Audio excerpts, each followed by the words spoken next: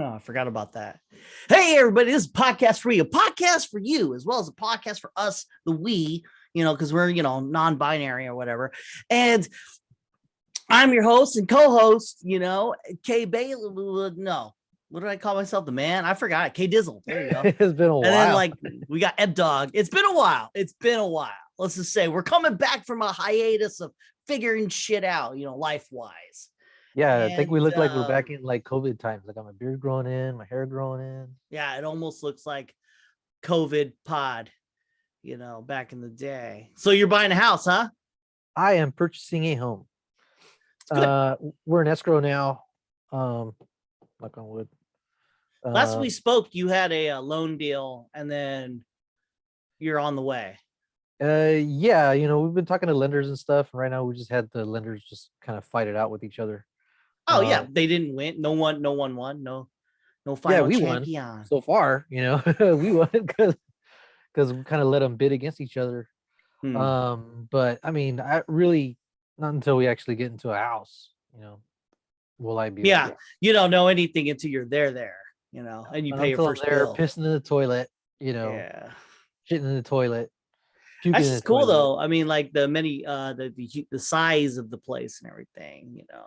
San Diego people, or California in general, the way they get houses and land is different. So you want more space in the inside, as opposed to when you get out in the country, the sticks, they like more land. House is a given, like a huge house is a given. Well, they're all about land. I was going to say, depending on what part of Southern California you're in, I feel like it's the other way around. I feel like you don't need as much space indoors because the weather is so temperate that it's just your town is your living space. Yeah, so I think that's more of a generational thing. Like, as in the generation we're speaking to is us plus below, not above.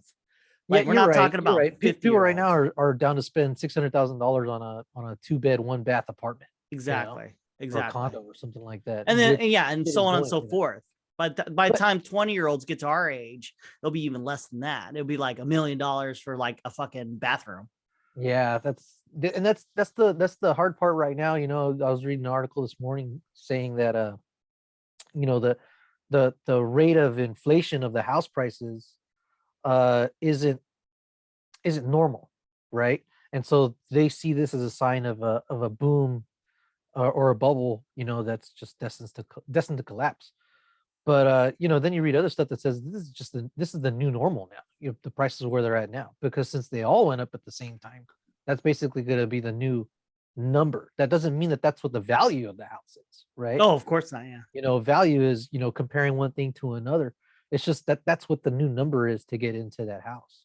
And that's why I think we're in a a direct course to a fully bloody war or bloody riots or something like that, because like the housing market in all its glory keeps going up, but people's wages are going down. So there's kind of a thing. There's a thing in which you got two parties fighting each other: the people who are paying people and the people who are needing money, which outnumbers the people paying people. Wages are going up, but they're not going up with inflation or with the cost of things. So effectively you're making less money year over year. I misspoke. Inadvertently, although you make say like you made $10 an hour and now you're at 20, it doesn't matter if everything that was $10 is more than it is before. So like it negates your raise. Although you're seeing numbers and shit, it doesn't matter because you're still poor. Yeah. Like, perfect example, that $10, now you're making 20, but that thing that cost $10 before doesn't cost $10 anymore. It costs 25. Yeah. So you could afford it before because it was the same price, but now you can't afford it. Exactly. That's stagflation. That's, people, again, wages are going up, just not keeping up with inflation. My union. And I'll tell you what, you could only do this for so long. And I don't even think there's like a mentality to it in the sense of like, there's some evildoer out there or group of individuals who are starting this. I think this is just a progression of things. Yeah. So, it's everything kind of, not everything goes up in sync, right? It's like dominoes, but more randomized. This domino is going to knock out over some other domino, but it's hard to see what that other domino is. You won't know until it happens. Yeah. And Well, then, I'll tell you this though, if you keep raising the prices of rent, oh, you could do that with food, but when you do rent and then so you're poor and you're living on the streets, you're gonna get pretty pissed. And the reason why homeless people that's a lot of homeless people they don't rise up is because most of them are homeless due to like drugs and they're just fucking dumb. But if you get someone who has been working hard their whole life and you put them on the street and you put enough of them, that is what we call a revolution. yeah, that's when people get upset. And And the thing is, what rich people try to do is funnel this rage back into poorer people. So, for instance, say you're poor and you have a house, they're coming for you as opposed to going past the gates and shit like that. So we just hope if the revolution does come, it actually has a little bit of more of a brain than attacking people with houses. but it's all in the law, right? It's all legal. What, revolution or what? No, the way that the numbers get moved around and stuff to put people in the positions that they're in, it's all legal. Yeah. You're right. Everything is working to like a natural progression. However, it's not. There's no mind in it. Like for instance, you have Neanderthals eating humans and humans eating Neanderthals. You know, that was a progression. That wasn't a thing that was like, hey, let's do this. So are you proposing a critical socioeconomic status theory? I don't even know what you mean by that. It's like critical race theory, but shit. Against Well, poor, I'll tell you what. People, though. Reality is this. It doesn't matter the color of your skin or anything. It's this. Oh no. Poor versus rich. Yeah, that's what I'm saying. No. I'm co-opting that. I'm taking the critical race. I'm taking the race part out and just saying that, you know, socioeconomic status basically, you know, it keeping poor people poor and rich people rich is kind of built into the system. Oh yeah, it is. It's always been that way for thousands of years. It's always been that way. Yeah. Except we don't call them gods anymore. We call them rich people like Bezos. Like for instance, if a Bezos existed in Pharaoh times, he would literally be a pharaoh. Right. You know? But now that we know, we change our words around billionaire, trillionaire, whatever the fuck. It's still the same thing. I am not getting on a helicopter today. The only difference is that if you work hard enough, you could purchase part of their power. Right. You know, and that's it. That's the end of it. And now we have rich versus poor. And it's always been a balance, you know, and then like not a balance like good, but just a balance where we're not and then eventually it'll just come to a fever pitch. I'll tell you what, and as long as people keep running out of a choice between food and rent and they're on the street, that will be a revolution and that will be a thing. And like whether or not they attack you and me, the mediocre people, is a thing. And I think that like maybe the rich understand that in some way, and then they're trying to funnel our angers into, oh yeah, fucking trans and fucking this, fucking black people, right? That. Yeah, and like we're arguing about the wrong things. Pop culture wars. Yeah, and then instead of arguing about rich versus poor, we're arguing about fucking what was I born with versus what I wasn't born with. Yeah, the mentality of my students. Just when I talk about, you know, oh yeah, I have a PlayStation, I have this car, you know, but wow, you're rich. I'm like, nah, man, I'm like lower middle class. you know, it's not no, but compared to the lives that they have, they see, you know, middle classes like rich. And that was particularly sad for me. I was just like, holy shit, you know. I know, right? It's already programmed into them that what they have is as good as it's gonna get. Yeah, because like there was no, see, when the poor were poor back then, at least they had God, you know, and they just worked in that way. Yeah, you're not gonna be poor forever. When you die, you're gonna go into you know, the kingdom. And now we replace God with social media, and that's not a really good community. Like so whatever the, you know, God, Jesus people are, although they like fucking raped like blind kids or whatever, for the most part, like it did a majority of good than bad. And so like you would have a set of beliefs and then you would die and then you go to heaven, whatever the fuck, whatever dream you want. But now, what is your dream now? Your dream isn't of death, you know, of going to heaven. It's being as shitty as you can to get yours, you know, and that's the reality that we're in right now. Yeah. a lot of stuff that happens on social media, it's empowering, for some of them that have lost power to wield whatever power they do have over others. So that's where you see like the bullying, the ostracizing and all that stuff, building themselves up in a virtual space, basically faking it because Yeah. that they Owning think that that's nothing. what everybody else does. Yeah. Yeah, you're owning really nothing. And then reality is that it's an extension of what the truth is. So for you and me, our reality is if we own more shit, right? We got a TV, car, all this stuff, and then more media, whatever we got. And like in reality, that's not what we need as humans. We need to work hard and value the things that we have. That's really what if you boil it down, the same reason why a Ugandan who doesn't have water is more happier than say your average person. Right. So now the next generation, their new thing is even more vapid than what we have. See, we got TV, that doesn't really mean much. We got internet, whatever. They want fake things like the new avatar for their fucking facial profile, for the new, like, I don't know, the outfit for their avatar, just the house that they have that's in metaverse or whatever the fuck, right? And it's all fake, it's not real, but it gives value to that person in some weird fucked up way. And this is the reality that they're having. Well, it's like you're gearing them up for being poor. They're being trained. They're being trained to value that stuff because they see other people and they're perceiving it as like, well, they seem happy to have this thing, so I'm gonna get that thing too, and really delude myself into feeling happy. Yeah. Really, the traditionally, I want to say, because we're social beings, happiness usually comes from being around others and being of use to others and others being supportive of us. That is kind of happening in social media, but just not in any real way. Well, okay, so what are the tenets of religion? Do more for others than yourself. You look at any religion, really, that's what it is. And social media, it hasn't been laid out with tenets. Right. It's been laid out in who is the most virtuous person, and it's fake. It really is fake. So with the religion, at least you had some all-powerful being who could see within. So you could be faking that you're like, caring. And so that's good that you're an evil person, but you're faking it. And then other people are just truly being good. So here you have social media. And what it's done is minimize the person who's just being good to increasing the availability of I'm good because I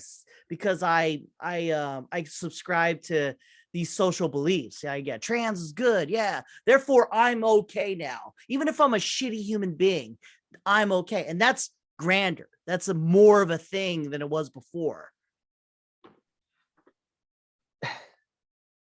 I don't know if you wanted to talk about this, right?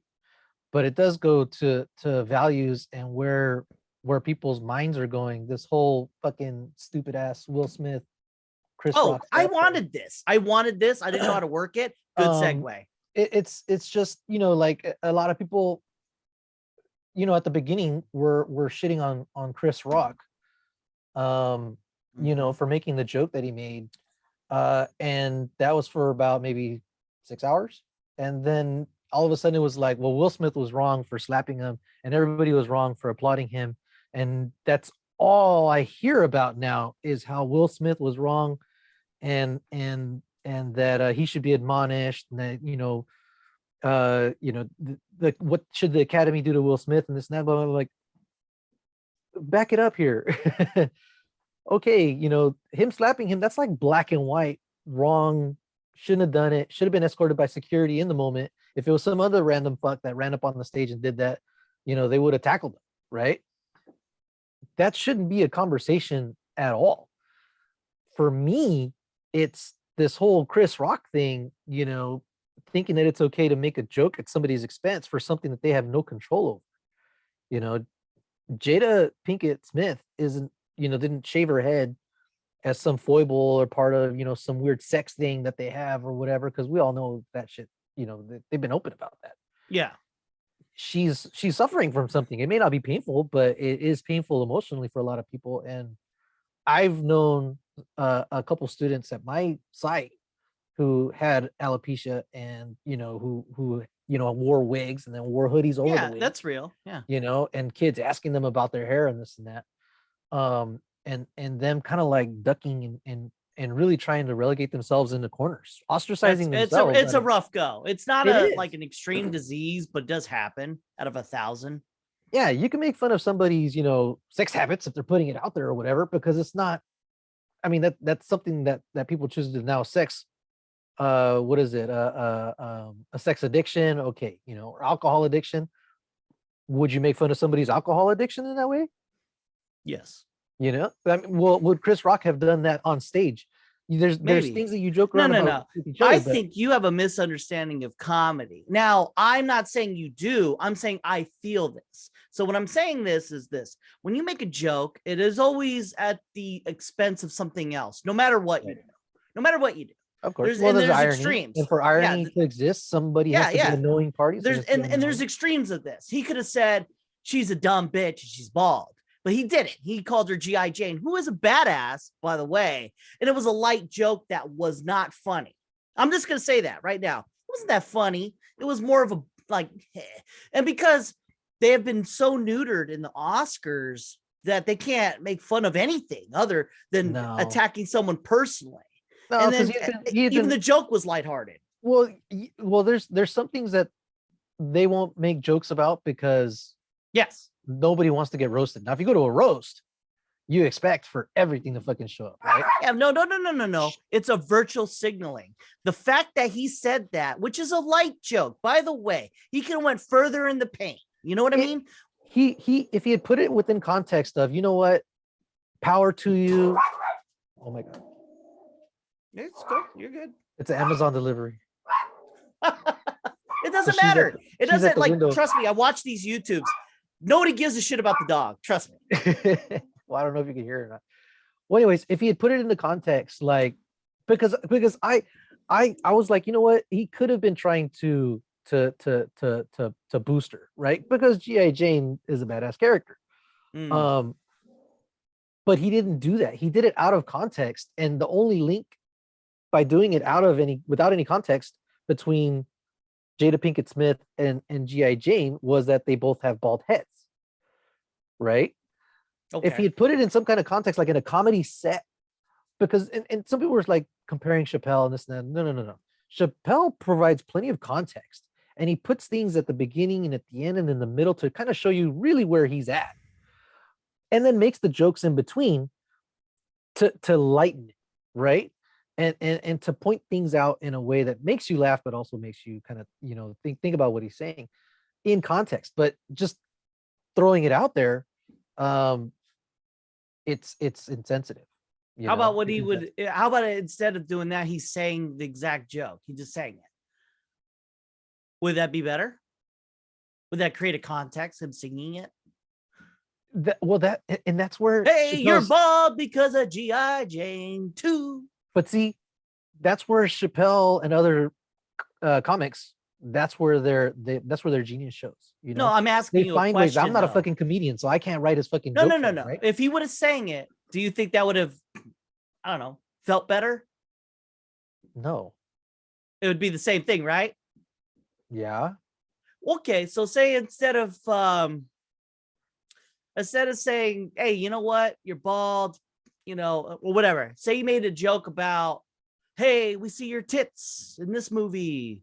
Would that warrant a slap more than being bald? No. If he'd have said, Jada, thank you for sharing about, your this and that, hey, Demi Moore may have shaved her head, to play G.I. Jane, but you're the real G.I. Jane to me. No. Okay. I'm throwing this at you. You didn't answer my question. I don't really understand what your question is, because say she showed her tits to get into a job. So she showed her tits to be in this movie, Men in Black 10. The fuck ever. You know what? Right? I want to say that there have been jokes about people, I'm pretty sure, but again, that's a choice. So, is it? You Now, will not get this role. Nudity in film, or making fun of people that came out because of like Harvey Weinstein, you know, and Yeah. and you know. But the Me Too movement. realistically, it is a true That's statement what I just said. yeah. If I Of course, won't be in this course. movie unless I Yes. show my tits. Okay, no, that's like a Harvey Weinstein thing, you Yeah, know. it's Obviously, against that's my not will, and that's a thing, Yeah, right? that's right. And if I made a joke about that, would that have deserved a slap? Depends on at whose expense it is. It is the person you're making fun of, Jada Pinkett. You'd be like, I seen your tits in this movie, and it was, Oh, no, that's different then. No, that's different. against because her will. No. When you sign up for a movie, you sign up for a contract, there's like a percentage of nudity. Mm-mm. I'll show this much of my butt cheek, not that much of my butt cheek. No. But you will not be in this movie unless I see them tits. That's real. Again, we know that from Harvey Weinstein, right? If I made a joke about no, that's different. No, you're talking about backdoor deals versus on-screen deals. That's what I mean, though. Yeah, but that's what I mean. Making fun of somebody, you know, and ridiculing them for having been exploited, you know, behind the scenes, that's wrong. Okay, yeah, all right, here we go. But say you didn't know. Does that make it okay? I haven't seen anything from Chris Rock saying, hey, you know what, I'm sorry, I didn't know she had alopecia. All I have seen from him is he's been kind of soaking this up. And at his last show, he's like, but he kind of didn't enjoying know. it. He's got sold out shows in this. He didn't know. Sorry? He did not know. Has he said that? Yeah, I looked it up. He hasn't said that. Yeah, he has. When did he say that? He apologized. When did he apologize? It's just find the article. Chris Rock finally comes out, apologizes, didn't know that shit. Didn't know it was that meaning that thing. I can go look that up. I have to. Well, I'm not done with my point. I'm still trying to get this point out. But go ahead, look it up. I'm gonna pause it. No, I don't see it, but okay. I'm starting the recording. Anyways, let's just move on. My point's right. I mean, you can look it up, you can just agree to disagree, but my point is right. Well, he still hasn't apologized. Okay, all right, I'll give you that. He didn't apologize. I don't care.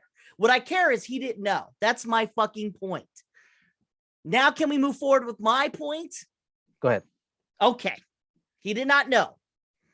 My point is this. Is it okay for him to make a joke about something he didn't know?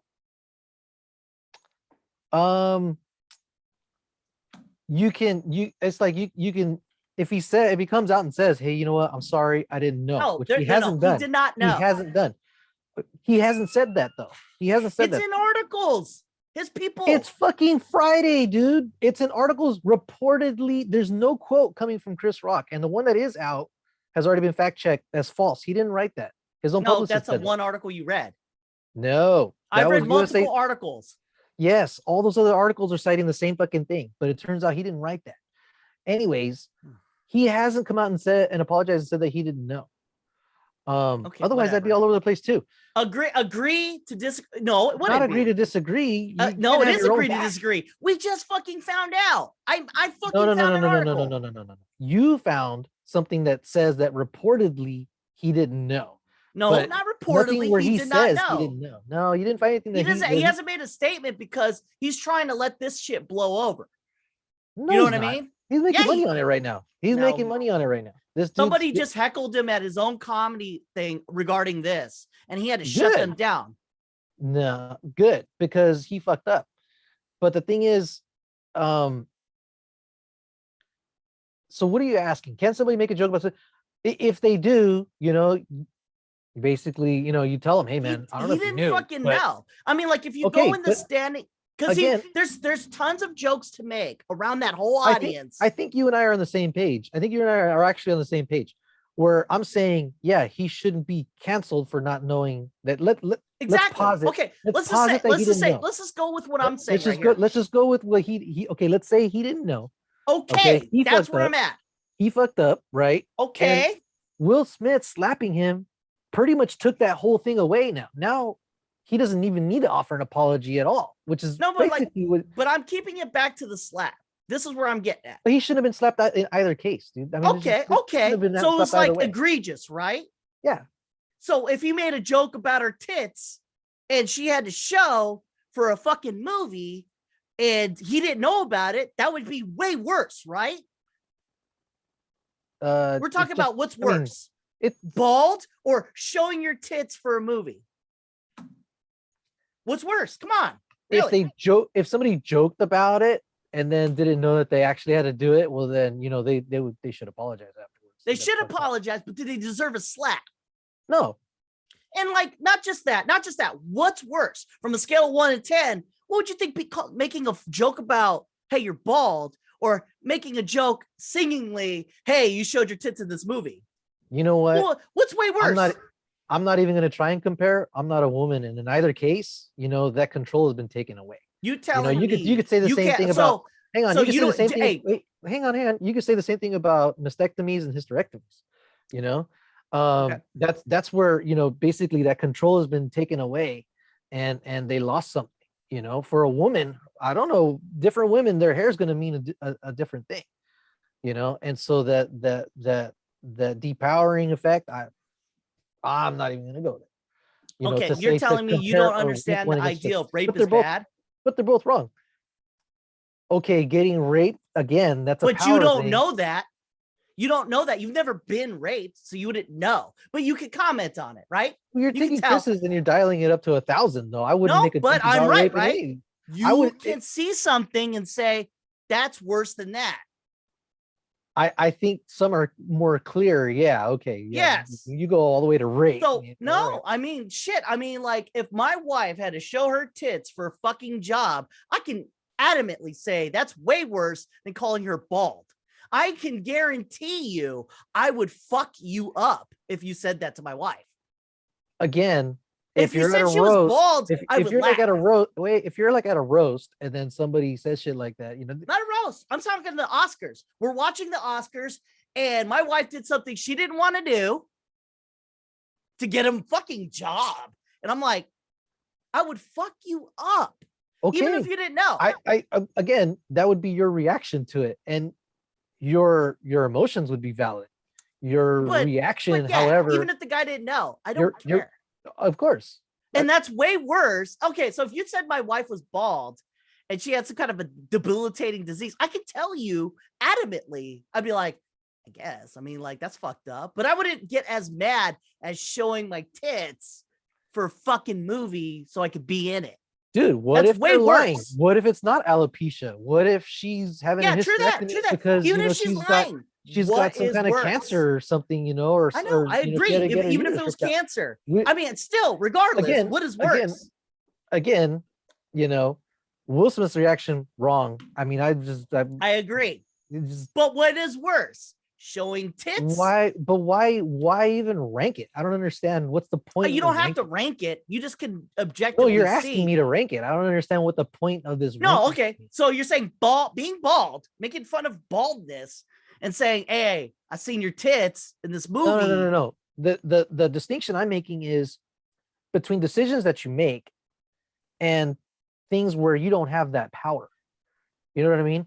So like a decision to make a certain movie or something like that. A decision to come out in a certain TV show or something like that. Yeah, but that's not what I'm asking. I'm asking you a simple question. If I said, I'm really just asking a question here. Okay. And you're not answering. You're going leaps and bounds. Ask the question. If he made fun of your wife, being bald versus I seen your tits in this movie, and you fucking knew that shit was, but he doesn't. Either way, he doesn't know. They're the same thing, but he doesn't know. The longest fucking question of all time. Yeah, well, I mean, fuck, it's easy. It's easy. What's worse? What if you had to pick slapping this fucking guy for making fun of your wife being bald, and slapping, you can only pick one, slapping this fucking dude talking about your fucking wife's tits that she fucking hated showing him to get in this fucking movie? Which one is worse?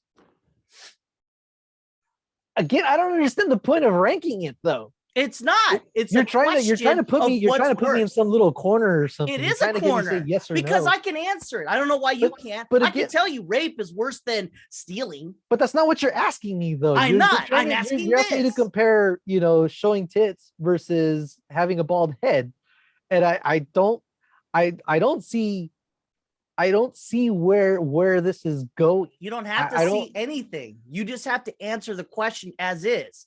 Making fun of your wife who's bald, he didn't know, or making fun of your wife for showing her tits, you didn't know. They're both terrible. They're both terrible. They are both terrible. But what is worthy of a slap? You have to pick one.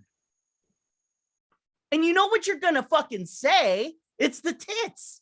Regardless, so be it. You don't want to answer, our audience can tell. You are literally avoiding a sentence for no fucking reason at all. None. It's easy to say that. It's easy. Oh, shit. Oh. I got to pause. I think I lost Eber. He quite literally just died. And you're just staying there, and like on the reverse end, you're looking at me, and I'm like, well, anyway, no. I mean, like, come on, man, don't fuck with me, man. You know that I can't if my wife wanted to show her tits for a fucking movie, and she would be in that movie, and that's pretty egregious, right? I mean, Harvey Weinstein is literally going to jail for shit like that. It's built into his contract that he can't do shit. Okay, like that. Wait. Okay, here we go. Let me expound. Okay, let me expound. All right. Okay, you said Harvey Weinstein's going to jail, right? Okay. Well, wait. He's rich, you know. Well, we'll see. Okay. Yeah. It's because, and maybe the reason I can't rank it is because, alopecia is something that my brother experienced. Okay. Going through chemotherapy, he lost his hair.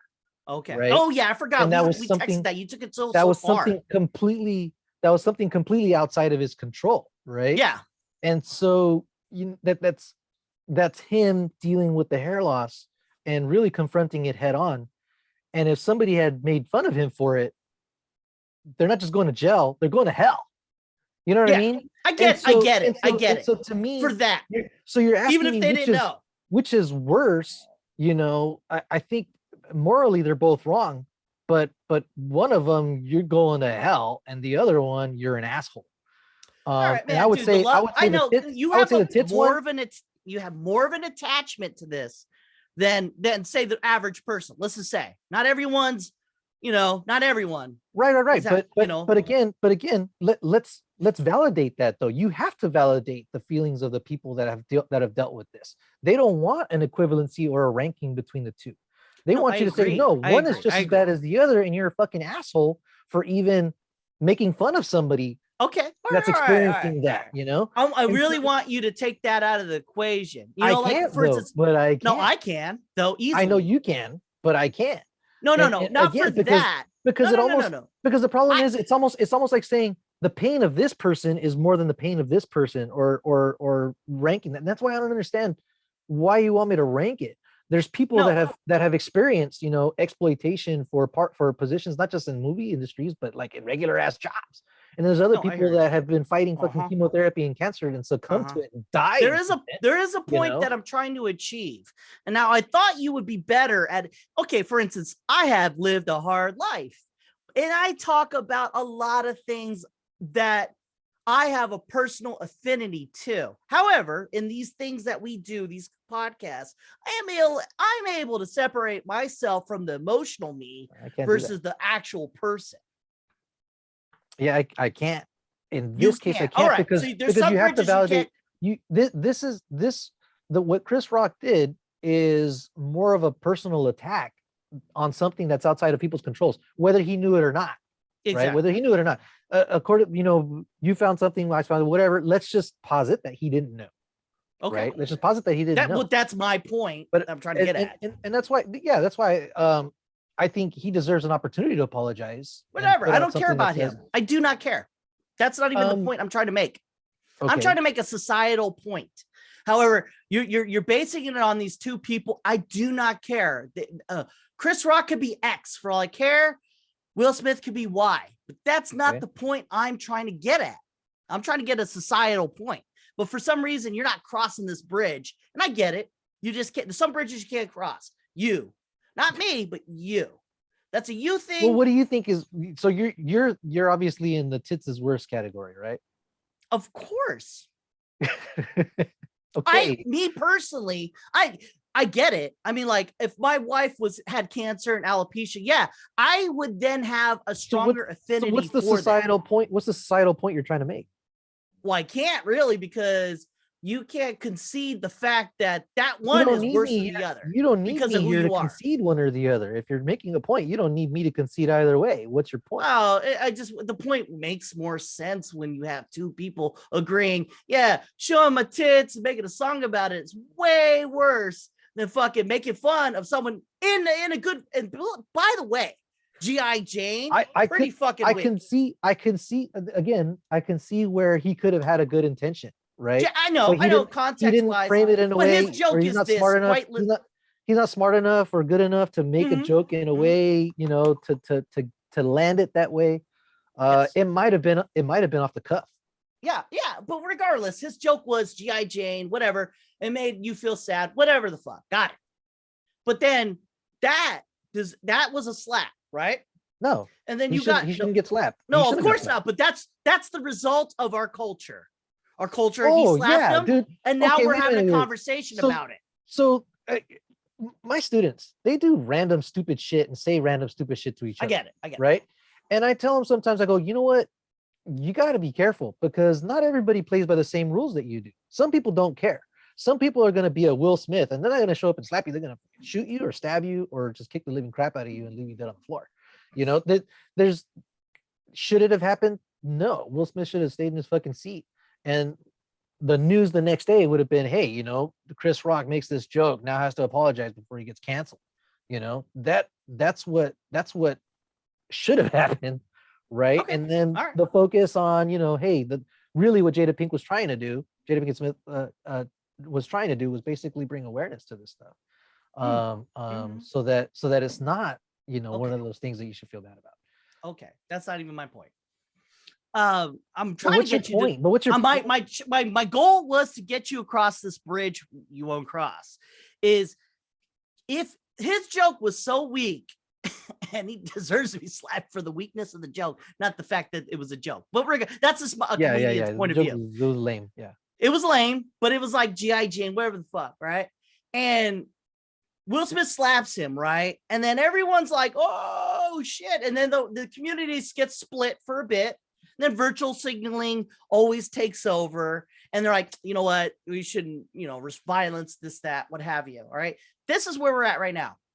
I think I know where you're going.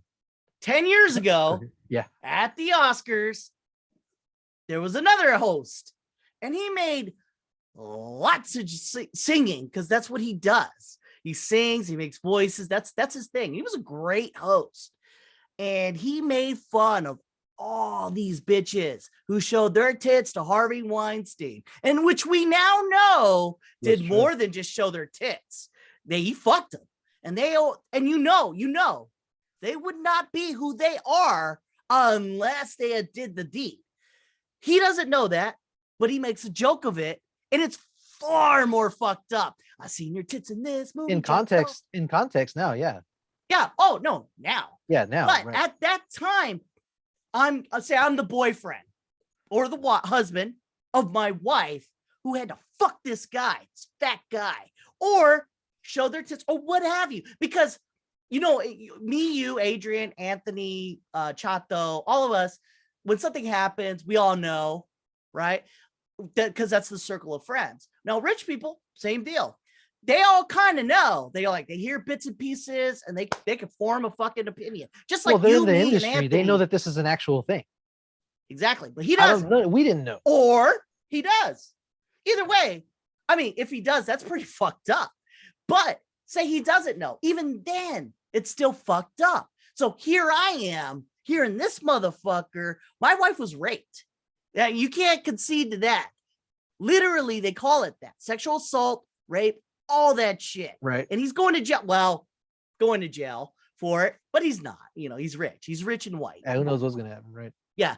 But we got him nailed to the fucking wall for this shit, right? And then but for, how bad it has to be for it to get to this point is he must have did way more than what we are seeing.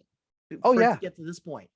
So I'm the husband, and my wife for what, did all that stuff. And I know, I just know I will do way worse than slapping this guy. However, none of that happened.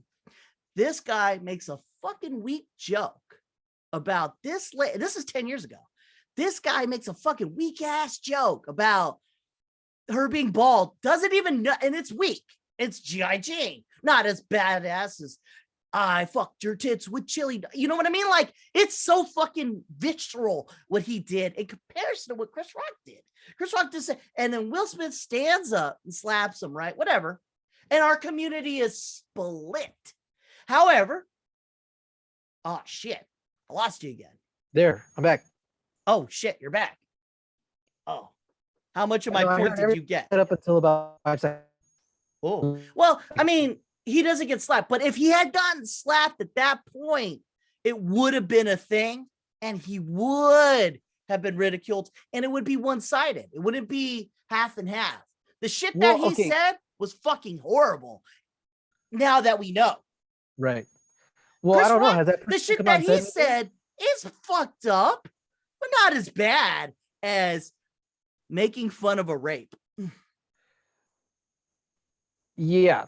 Again, whoever did that back then, I can't think of the only ones I remember, like Billy Seth Crystal. Meyers from the Family Guy. Not Seth Meyers. But what's his name? Seth MacFarlane. MacFarlane. Who's Myers? He was one of the writers for SNL. He did Weekend Update. Now he has his own late night. Shit, yeah. Seth MacFarlane. He's the one who's we seen your tits in this movie, and he just keeps going, and he says some hard ass shit, which is hilarious. By the way, one of the best Oscars I've ever seen because of him, because he went out hard in the paint. Because if you watch Family Guy, that's what he does. it's pretty visceral. Like, I don't know why. If you make a TV show about something, it gets fucked up. But South Park and Family Guy get a pass. I think at the time we were more accepting. And you're right. As a society, we've kind of like become more sensitive to where now it's like, yeah, Will Smith slapped them, but the thing is, I think the backlash, everybody's pretty much coming down on Will Smith on this. It's pretty universal at this point. I'm surprised how long it took to get to this point. It was like somebody made a joke, like everybody's checking on Twitter to see how they should feel about it.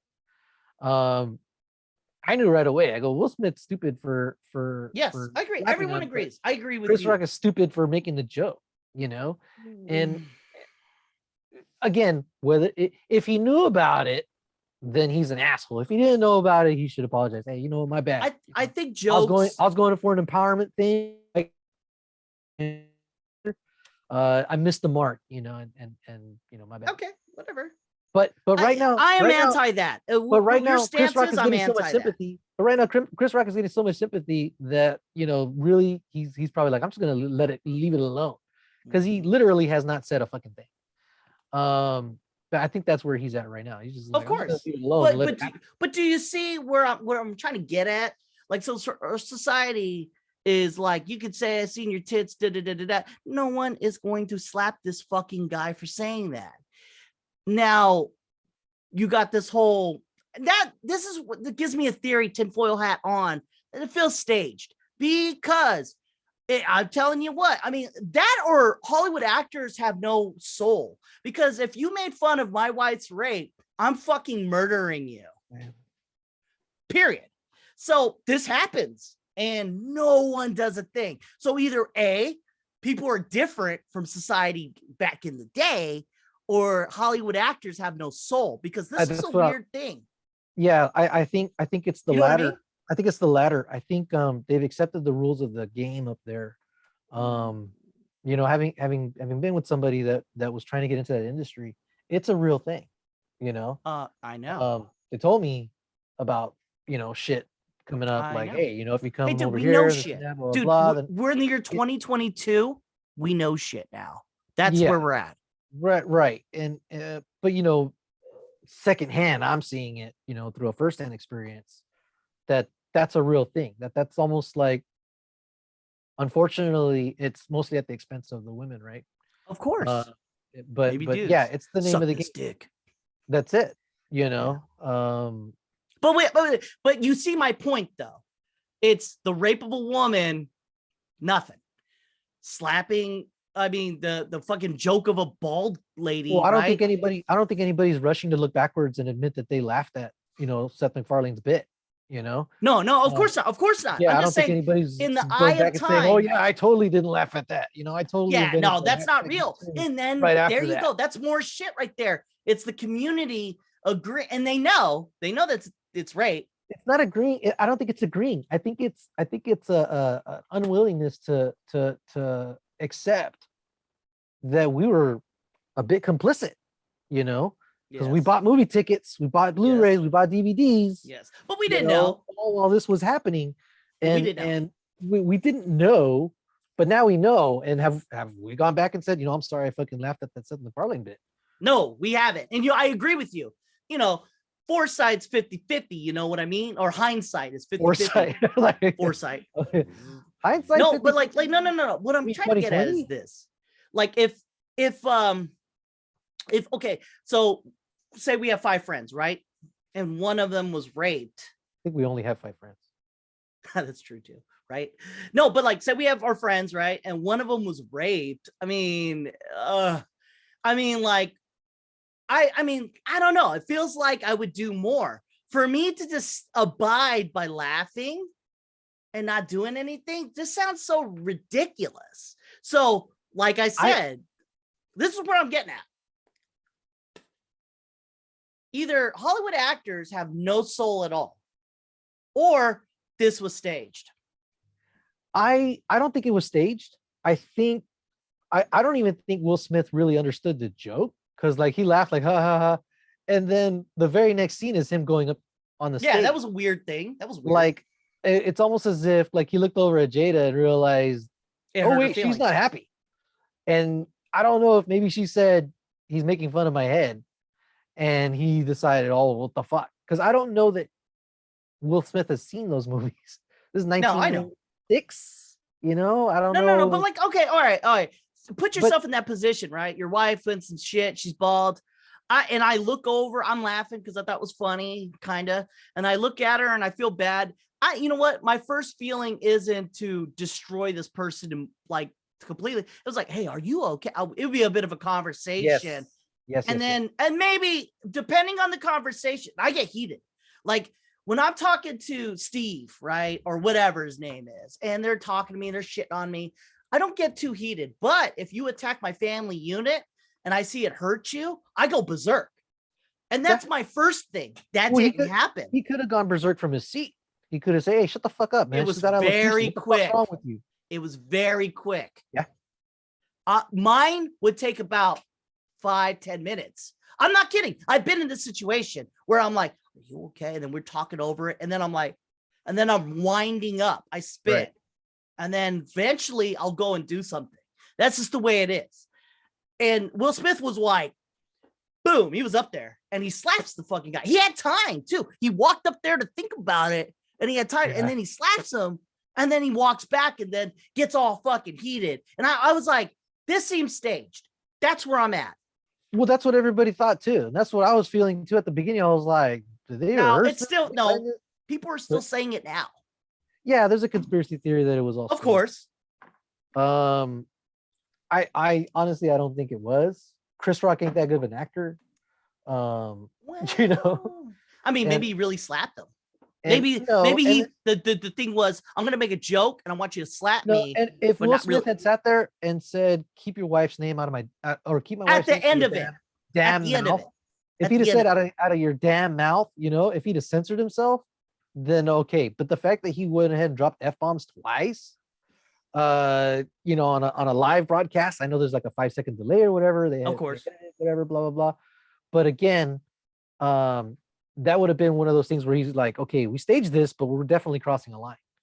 The ratings. I mean, slapping a person and cursing are two different things.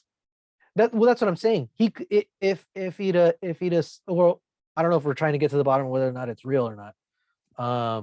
But I would have been okay with him sitting there and cussing at him. I would have been like, okay, that's fine. He's basically shutting him up, But he slaps him. Well, and then the funny thing is that the violence thing was like celebrated a little bit because they were like, oh yeah, a man standing up for his woman, you know, you don't see that too many. Some even African Americans were coming out saying, well, how often do you see, you know, a black man standing up for his woman? And I'm just like, fuck, a lot. What are you talking about? You don't know black people then. I was like, wait a minute. So you guys are condemning, or you guys are going with the violence, and then but that happened. That was like the first day, and that's it. I haven't heard anything of it since. You know because, what? Again, I have to say, I'm just saying, like, we're moving away to men being weak. That's what I think in our society. Ultimately, that's my point. Is this? We're moving to a direction where men are weak, women are strong. Got it. And it used to be you open the door for the woman so she can go, you pull the seat out, you pay for the meal, and now you defend her honor. I get that. But he does this. People instinctively do the things that they were, you know, that's inside them. Protect woman. I mean, that's the thing. Men have this. Right. Or I don't know about gay men, but like if I see a dude getting beat up, but if I see a woman get fucked up by a dude, game on. I would say gay guys are the same way. I would say gay guys are the same. I would say gay guys are the same way. Well, whatever. I'm not gay, so I don't know. No, I've known some dudes that are like, oh, they better not be fucking with my bitch, and I'm like, well, okay. So we're in agreement. Men want to defend women.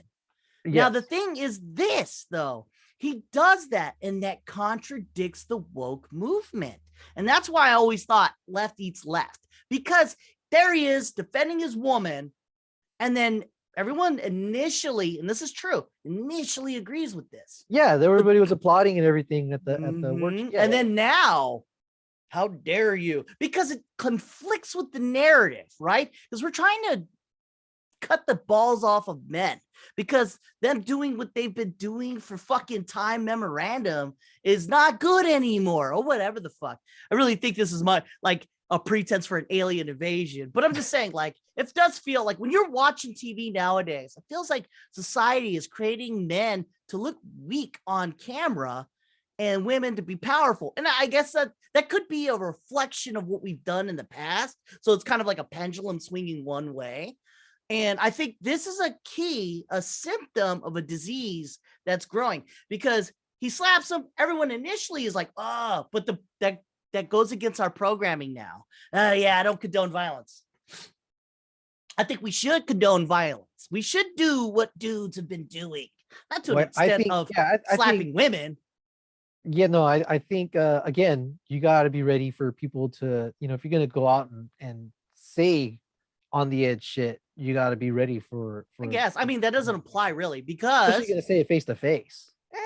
Myers, or not Myers, I always say that. Seth MacFarlane went for it hard in the paint. Not one of these macho motherfuckers did a thing. They just accepted it. Again, it was different back then, and we didn't really understand. You don't need to know I'm sure we knew, right? No, but me, time does not matter for how I feel about my wife or woman or girl. Yeah, is my daughter. It would have been way worse if it was my daughter. But say equal, my girlfriend, you fucking talk about how she, you know, make fun. Even if you don't know, I'm going to fuck you up. That's going to happen. You will get fucking beat up, because I'm a base person. You know, I'm not like, you'd be, well, no, yeah, no, you'd be wrong for doing it. Of course. And you'd be wrong for doing it. But again, I accept it. Again, and you know what? I would probably accept it too. You know, what is it? There was multiple times, you know, but one famous one that was caught on camera where I think it was the rapist or the murderer of somebody's daughter was there, and then the dad just like flew out of the fucking. I've seen that. Seats, that's real. You know? And everyone agreed with them. You know what? Violence shouldn't be happening, but you can't blame the guy. You know, you really can't blame the guy for feeling. But as a society, we all agreed with him on that 100%. No, I didn't see one person be like, he shouldn't have. You know, obviously he's going to be held in contempt and all that stuff. But fuck, I don't know what I would do if I were directly in that situation. Well, you're the either. minority And the in that motherfucker that did that respect. to my little girl was sitting right over there. Yeah. You know, here You're it the is. minority, bro. Here's my opportunity to put my hands around his fucking neck. Exactly. You know, No. And I don't know if I'd be able to resist, you know, and stick to my principles at that point. You know, and like that's what usually happens. You have what people do is they create a truer self. That's why I always say, be that guy tomorrow today, right? Because the guy tomorrow is always fucking working out. The guy tomorrow is always getting on that diet. That girl tomorrow will stop doing the bad things he does. And I always say in my moniker, be the guy tomorrow today. Don't be the guy who says, I'm going to work out tomorrow, because that tomorrow guy is fucking kick ass. I'm going to go ask that girl out. And then you don't, because that guy tomorrow is your future self. Right. So, well, those tomorrow guys, those tomorrow guys were the people that were able to stick to them. I'm talking like Martin Luther King and Mahatma Gandhi and shit. That's a future. That's like a year. We're talking tomorrow. We're talking basic things, right? The tomorrow guy. Hey, I'm going to have a moral upbringing now. But check this out. What usually happens is this. Hopefully you got tomorrow guy and you kind of become him slowly but surely, right? Creating a new tomorrow guy, right? That's usually what happens, hopefully. But in society, we're trying to move towards tomorrow society. And so we're like, oh yeah, da-da-da-da-da-da. But then we're in the moment, right? Our society is in the moment. And then you could see it. And that's the cool thing about like me, right? I can't see my past me, you know, wanting to be the tomorrow person, right? I know this sounds kind of convoluted, but society has this cool thing where I want to be this, the tomorrow people. And then we can look back. Did we act like tomorrow people? No. But then we could be like, I could be that person now, though. Fuck that shit that I did. And that's where we're at. So we're, as a society, of changing in a weird way where you can make fun of my wife getting raped and I'm just going to sit there and take it, to I'm going to slap this dude. And I feel like this is the last vestige of where our society is with men. And I think that we're gearing up to be ballless. Yeah, I don't know about that. You say that, but look at movies now. Men are crying. They're acting weak. And then the women are pulling them up, working hard, and being the main character. Well, you see that in some places, but I'm there. No. My camera's all fuzzy. I see you moving. Oh no, your camera's. Oh yeah, you. Wait. I can't tell if you're in focus or not. No, I'm not. I'm not in focus. It's weird. What is it? Why does it do that? Stop unfocus. What? Wait. All right, I'm good. You're focused there. Oh, you know what this is? It's a good camera, but cheap. Meaning it's 4K. Got it. Good stuff. But the focusing lens, the programming in it is too weak. But you see what I'm getting at, though. I mean, let's go back to the point. I think there are examples like that in media. And then I think there's counterexamples too. But I don't know. I've known some girls, they like sensitive guys, and I've known other girls that they like the strong guys. And I think no.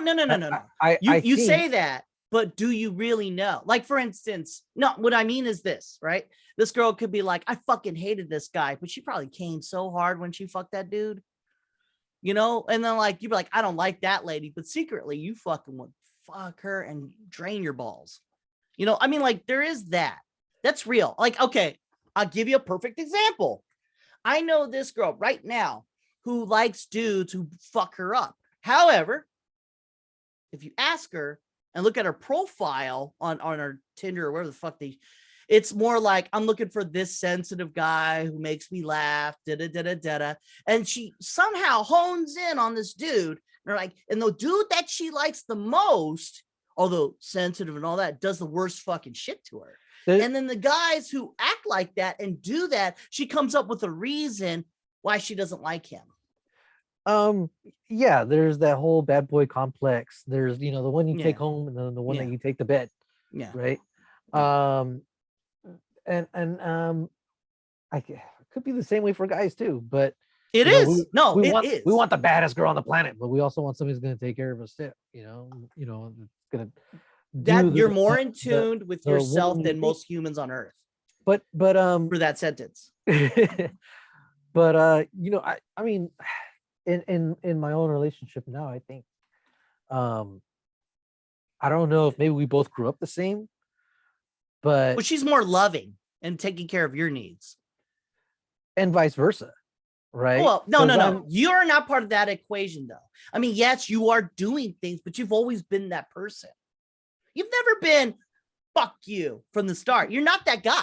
You're I help you out, I do things for you, and then hopefully you do things for me.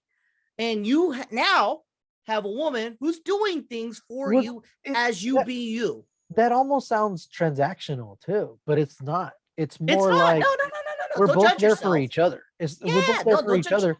But she likes when I open the door. She likes when I close the door for her. This is a different sentence completely. What I'm saying is this: you are the you, and then who you pair up best is the person who reciprocates. Well, in your head, reciprocates your emotions. The feelings that you want and do things for you, and you actually know the difference between a lie. I'm pretending to help you, and the truth. I genuinely doing things for you, and that's where you're at as a human. Now, some people like different things, and I think that this whole bad boy complex is a misunderstanding of what you like as a human. Right. Like, yeah, and I think that's just a miscategorization. So the girl who's getting fucked up by these guys, I do not think it's she wanted. I bet she doesn't even understand. She wants a man to take charge. That's what she wants. Right. It just and that's so the happens, most primal way of it happening. and exactly. So most definitely, out of 100 dudes who are at that level, only 99 are all fucked up. Only that one guy who's authoritative but caring, that doesn't exist. You, my friend, have been with many a girl, all right, pretty and all such. You have now gotten with a girl where you're doing big moves, by the way. And it's because she's reciprocating for the first fucking time. Like, there's a difference between a lie and an actual truth. And you're now evolved because you're 40 almost, as I am. You've grown up to the point where you understand what is virtuous and real as opposed to what's fake. And I'm lying to myself to agree with this. Yeah, you're right. I know. In previous relationships, I felt like I was pushing through and forcing the issue to try to be that model guy. But it wasn't reciprocating. It was you're doing. When it comes out, believe it or not, the real thing is truth is everything. If you're being real with somebody and they're being real with you back, that is a way, and that's why we're so attracted to it. Believe it or not, it's because 9 times out of 10, people are lying. They're using this ego of who they are, and they're lying to you. And then when you find somebody who's truly being like no ego is going towards you in this direction, that's where love is, and that is literally what love is. But people haven't figured this shit out.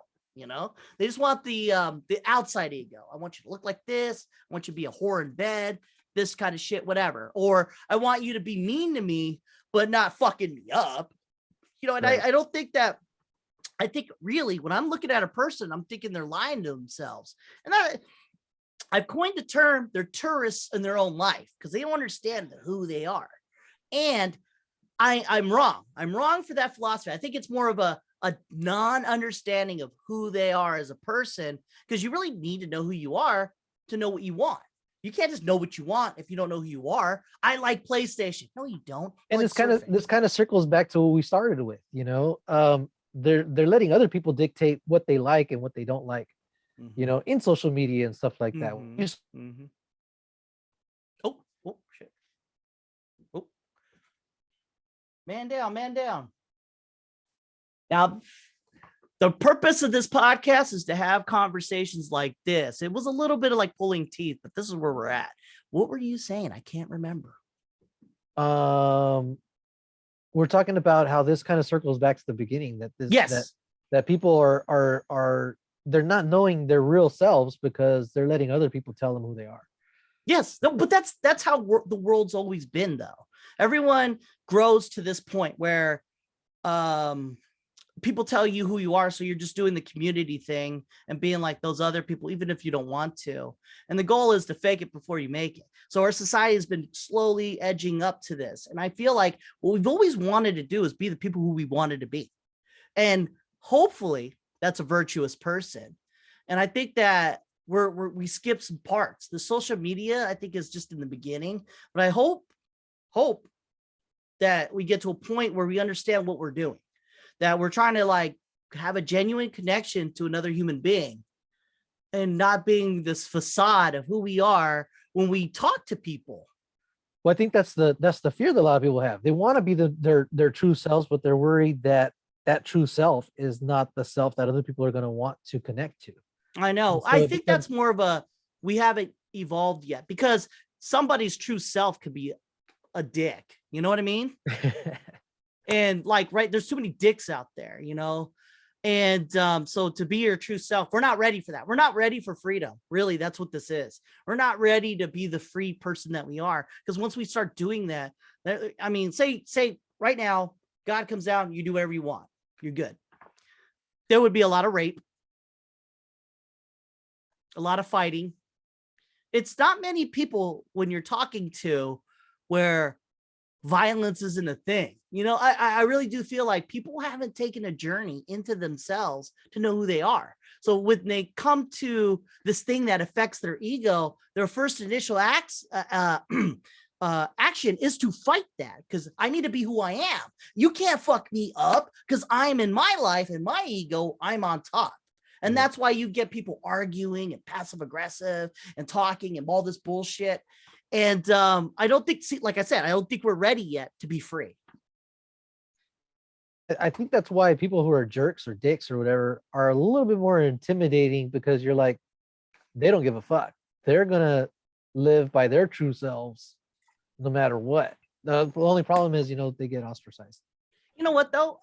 Is it really their true selves? Like, that's another question. It could be a defense mechanism. Is it defense mechanism? Because you're affecting their ego. Some kind of trauma or something. Yeah.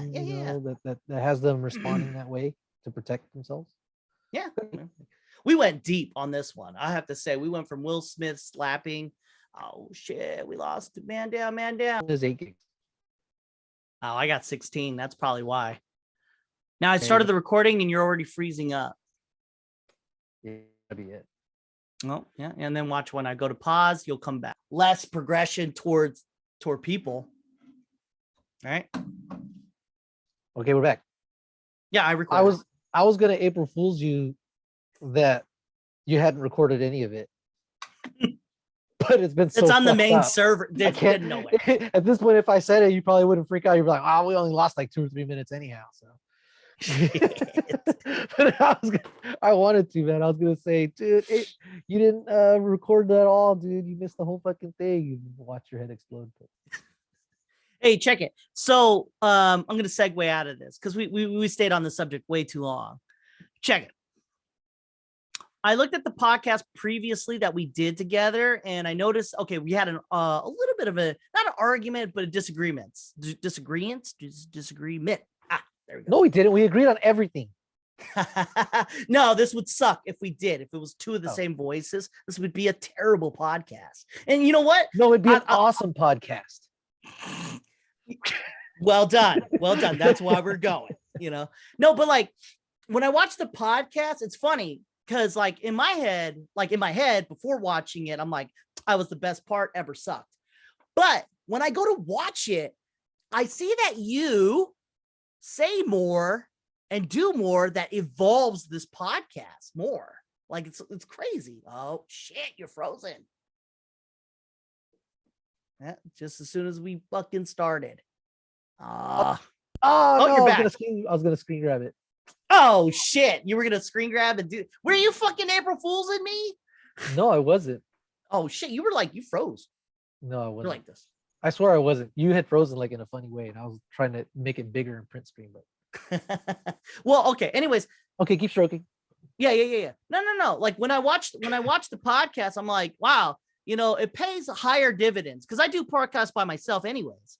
So when I hear it, I'm like, it's not as good as I want it to be. But then when we have this dynamic where we're talking about something and we kind of agree and we argue, you really add to the podcast. Wrong, Every time we record, man, you just fucking. Oh my God, seriously? You just die. Watch, when I pause it, it'll be good. Well, you're good now. All right, here we are back again. Podcastforwe. We changed the internet speeds. It's been a while since we did this and things are in flux. We're trying to see where we're at technically. But you know what? If you guys would support the podcast, it would be better. Just saying. Yeah, we could buy more shit to have better quality shit. All one of you out there should be giving us. All one of you. There one, or maybe all you bots can form a fucking unity and then buy us shit. No. You know what? This is good. This is good. It's working. Well, anyways, what I was saying is, like, these kinds of conversations don't exist. They're like, they don't exist. Like, I'm not like talking to somebody and like, hey, you know what? Society is going different from where it should be. You know what I mean? Like, that's not a thing. And you get to expand your ideas on the kids, but it just kind of goes over their heads. But in the end, we're both in the same weird world where we're like, we have all these thoughts and they go nowhere other than the recordings of this. Well, I think there are thoughts and people put their thoughts out and stuff, but I think the sounding board, you are authentic. I'm not trying to sound my ideas off of, some kind of giant think tank that is thinking in all directions. That's inauthentic. Oh, I know what you mean. Like, you're talking about fake. You're not fake, and I'm not trying to impress you with what I do or don't know, and I'm not even seeking your approval either. Yeah. So I can here we can be free to talk about these things and really break them down and dissect them, but knowing that it is a safe space, between me and you, and obviously you're putting it out there, but I think it's not like we're not getting responses back in a way where it's gonna squash our ability to kind of dig into this thing, because it is. And that's a cool thing, because like, really, I don't really think deeply about stuff until I actually say it out loud. I'm like, I didn't even know I had those feelings about that. You know what I mean? Well, we kind of do the same thing at work. There's different levels of discourse. If you try to have a discourse between a lot of people at once, it's not going to be very effective, because you're going to hear all these ideas. They're going to be influencing each other as they're coming out. And you might feel intimidated. Like, if you hear 3 people express one opinion, well, you might think you're in the minority, when really there's 10 other people thinking like you, but they're also hearing those 3 people thinking that they're in the minority also. So they're going to maybe clam up. And so you get, a vocal minority out there, Yeah. And so sometimes it's funny because you have bigger groups than I do. Well, I don't know. I mean, I work front office, so I mean, I end up engaging with everybody eventually, but our conversations sometimes start small, and then we get things out. But you talk to kids, though. Yeah, but they're not part of the decision making at the level that the adults are, right? Because the kids don't understand that we have standards. You're not bouncing an idea off of them. Like, oh yeah, of course. There's student option, like, hey guys, I have this idea for this project. How can we make it more fun or whatever, right? But if I'm talking to the kids about, what they should be serving in the cafeteria or school hours, they're going to say, well, the hours should be from 10 to 11. We should only be at school Monday, Tuesday, those kinds of ideas, or testing schedules and things like that. I have this idea for the that I'm working on right now. I'm asking the kids to basically tell me, hey, what are your favorite classes? I'm really asking, who are your favorite teachers? But I can't ask the question that way, right? Clever. And the reason I'm asking them who their favorite teachers are is so that I can match the kids up with those teachers during our testing week, because during the testing week, they're with the same teacher all week long. And I don't want to kneecap them by putting them in a classroom that they don't enjoy being, So that's smart. So that's chess. Right. And so I asked them before the break, and I didn't get full responses back. So I'm going to make another push when we get back next week. Basically asking them, what are your 3 favorite classes to be in? And that's how I left it. I have to do my magic with Excel and AbleBits and matching it up and working through the whole fucking thing. Again, that's the bigger decision, right? How am I going to make this thing happen? But the input from the students is invaluable in this point, you know. But that's what I'm getting at. The type of discourse at different levels is going to be effective based on what your goal is. You know, if you have a goal to design a behavior intervention plan, well, if you start with everybody at once, you're going to have a problem because everybody's going to have different ideas and it's just going to be one big noise. But if you start with smaller groups, which is actually something that we're doing when we get back from spring break, you start with smaller groups. It's a little bit more intimate. People can be more open. People actually have more time to get their ideas out. Instead of trying to compete with 45 other people, it's only 5 people. And then we're actually going to have like a third party from the National Conflict Resolution Center. They're going to be in kind of just taking notes as a third party. They're not invested in the admin or the district or the teachers union or any of that stuff. So they're kind of like listening to the different ideas from the teachers there, and then they're going to report back like a report based on all of them together. Well, that sounds intelligent. You know, right now, me and you are engaged, you know, a little bit more intimate. Yes, we're sharing it with a lot of people, but these other ideas aren't jumping in to cut us off before we get a chance to make our point.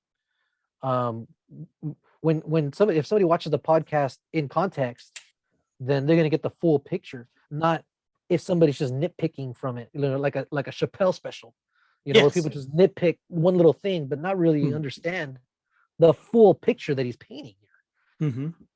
And that's why, you know, something like this is so effective. When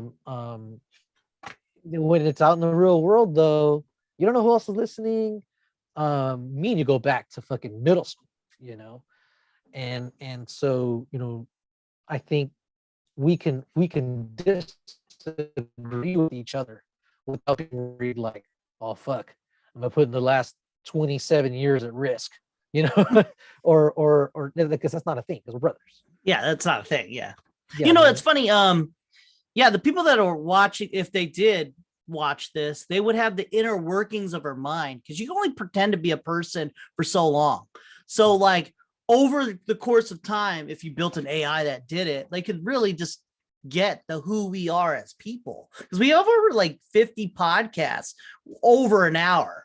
You know what I mean? That's like over 50 hours of content of you and me being genuine. And say we were lying, you know, being who we are ego wise. Eventually we're going to slip through the cracks, and then it'll become our norm. And then we just be who we are, if that was a thing. But I think we are genuine from the beginning.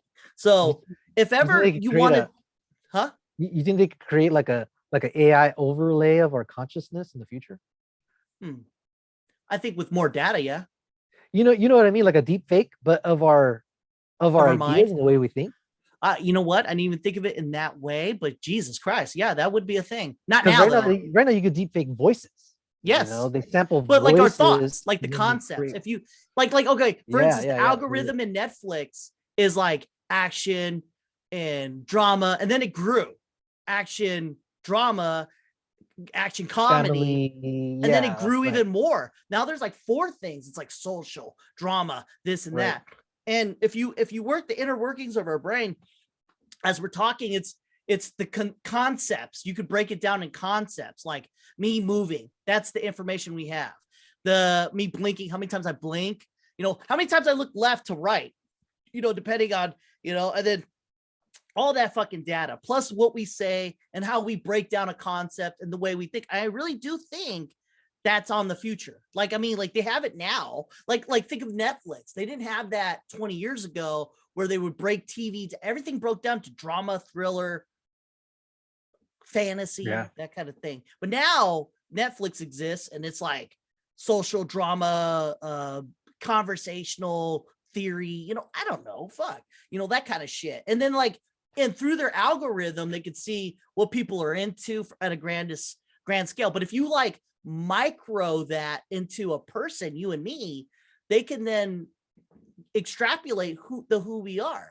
You know what I mean? Like, well, I'm thinking also like predictive. Like, what would this person have said if they existed today. It would be a cool concept because then you could talk to people of the past. Like, what would be your thought, Eber, on this? And then, or like, Abraham Lincoln or John F. Kennedy or Martin Luther King. They don't have enough data for that, though. That's the thing. Not enough video data, but there's enough writings and things out there. The only problem is you might not have enough nuance in the form of vocal expression, inflection, movement, and that kind of thing. Yeah, well, I think that the step one would be us, like not you and me, but like the podcasting community. No, it should be us. We should be the gods of the future. Yeah, no, like so you got a guy who had 1,000 podcasts and all the conversations that they had. You could then extrapolate quite a lot of data from that. You could probably narrow it down pretty good because right now you have deep fakes with their fucking voices and their face. And over like hours of TV or whatever the fuck. And it's pretty good. Not perfect, but pretty good. And I think it's only a matter of time, hopefully, that they get the concept of what a person would say. Ideas. Yeah. That would be tight though, because like my son, if he wanted to, could then know who I am as a person via this. And you too, if you had a kid or your step girl, she'd just like look and then she'd just be like, this is what he thought about when we're gone. Your grandpa, and for all time. And that's that's what I like about podcasts in general, is create a record of who we are in this time and how we think. And it does change too. So you could, if you wanted to, and say we have 1,000 hours worth of stuff, you could predict how we would change in a way we think. You could predict because we keep changing in a weird way. Yeah, and it's not changing out of convenience. A lot of times we're learning in our podcast. We're learning, we get new information or new context, or even the subtext of our prior knowledge and experiences affects what we think and say going forward, and then we learn from each other there. We're all a little Chris Rock, not knowing about other people, what other people's experiences we speak with our foots in our mouth without even knowing about it. You know what I mean? Right.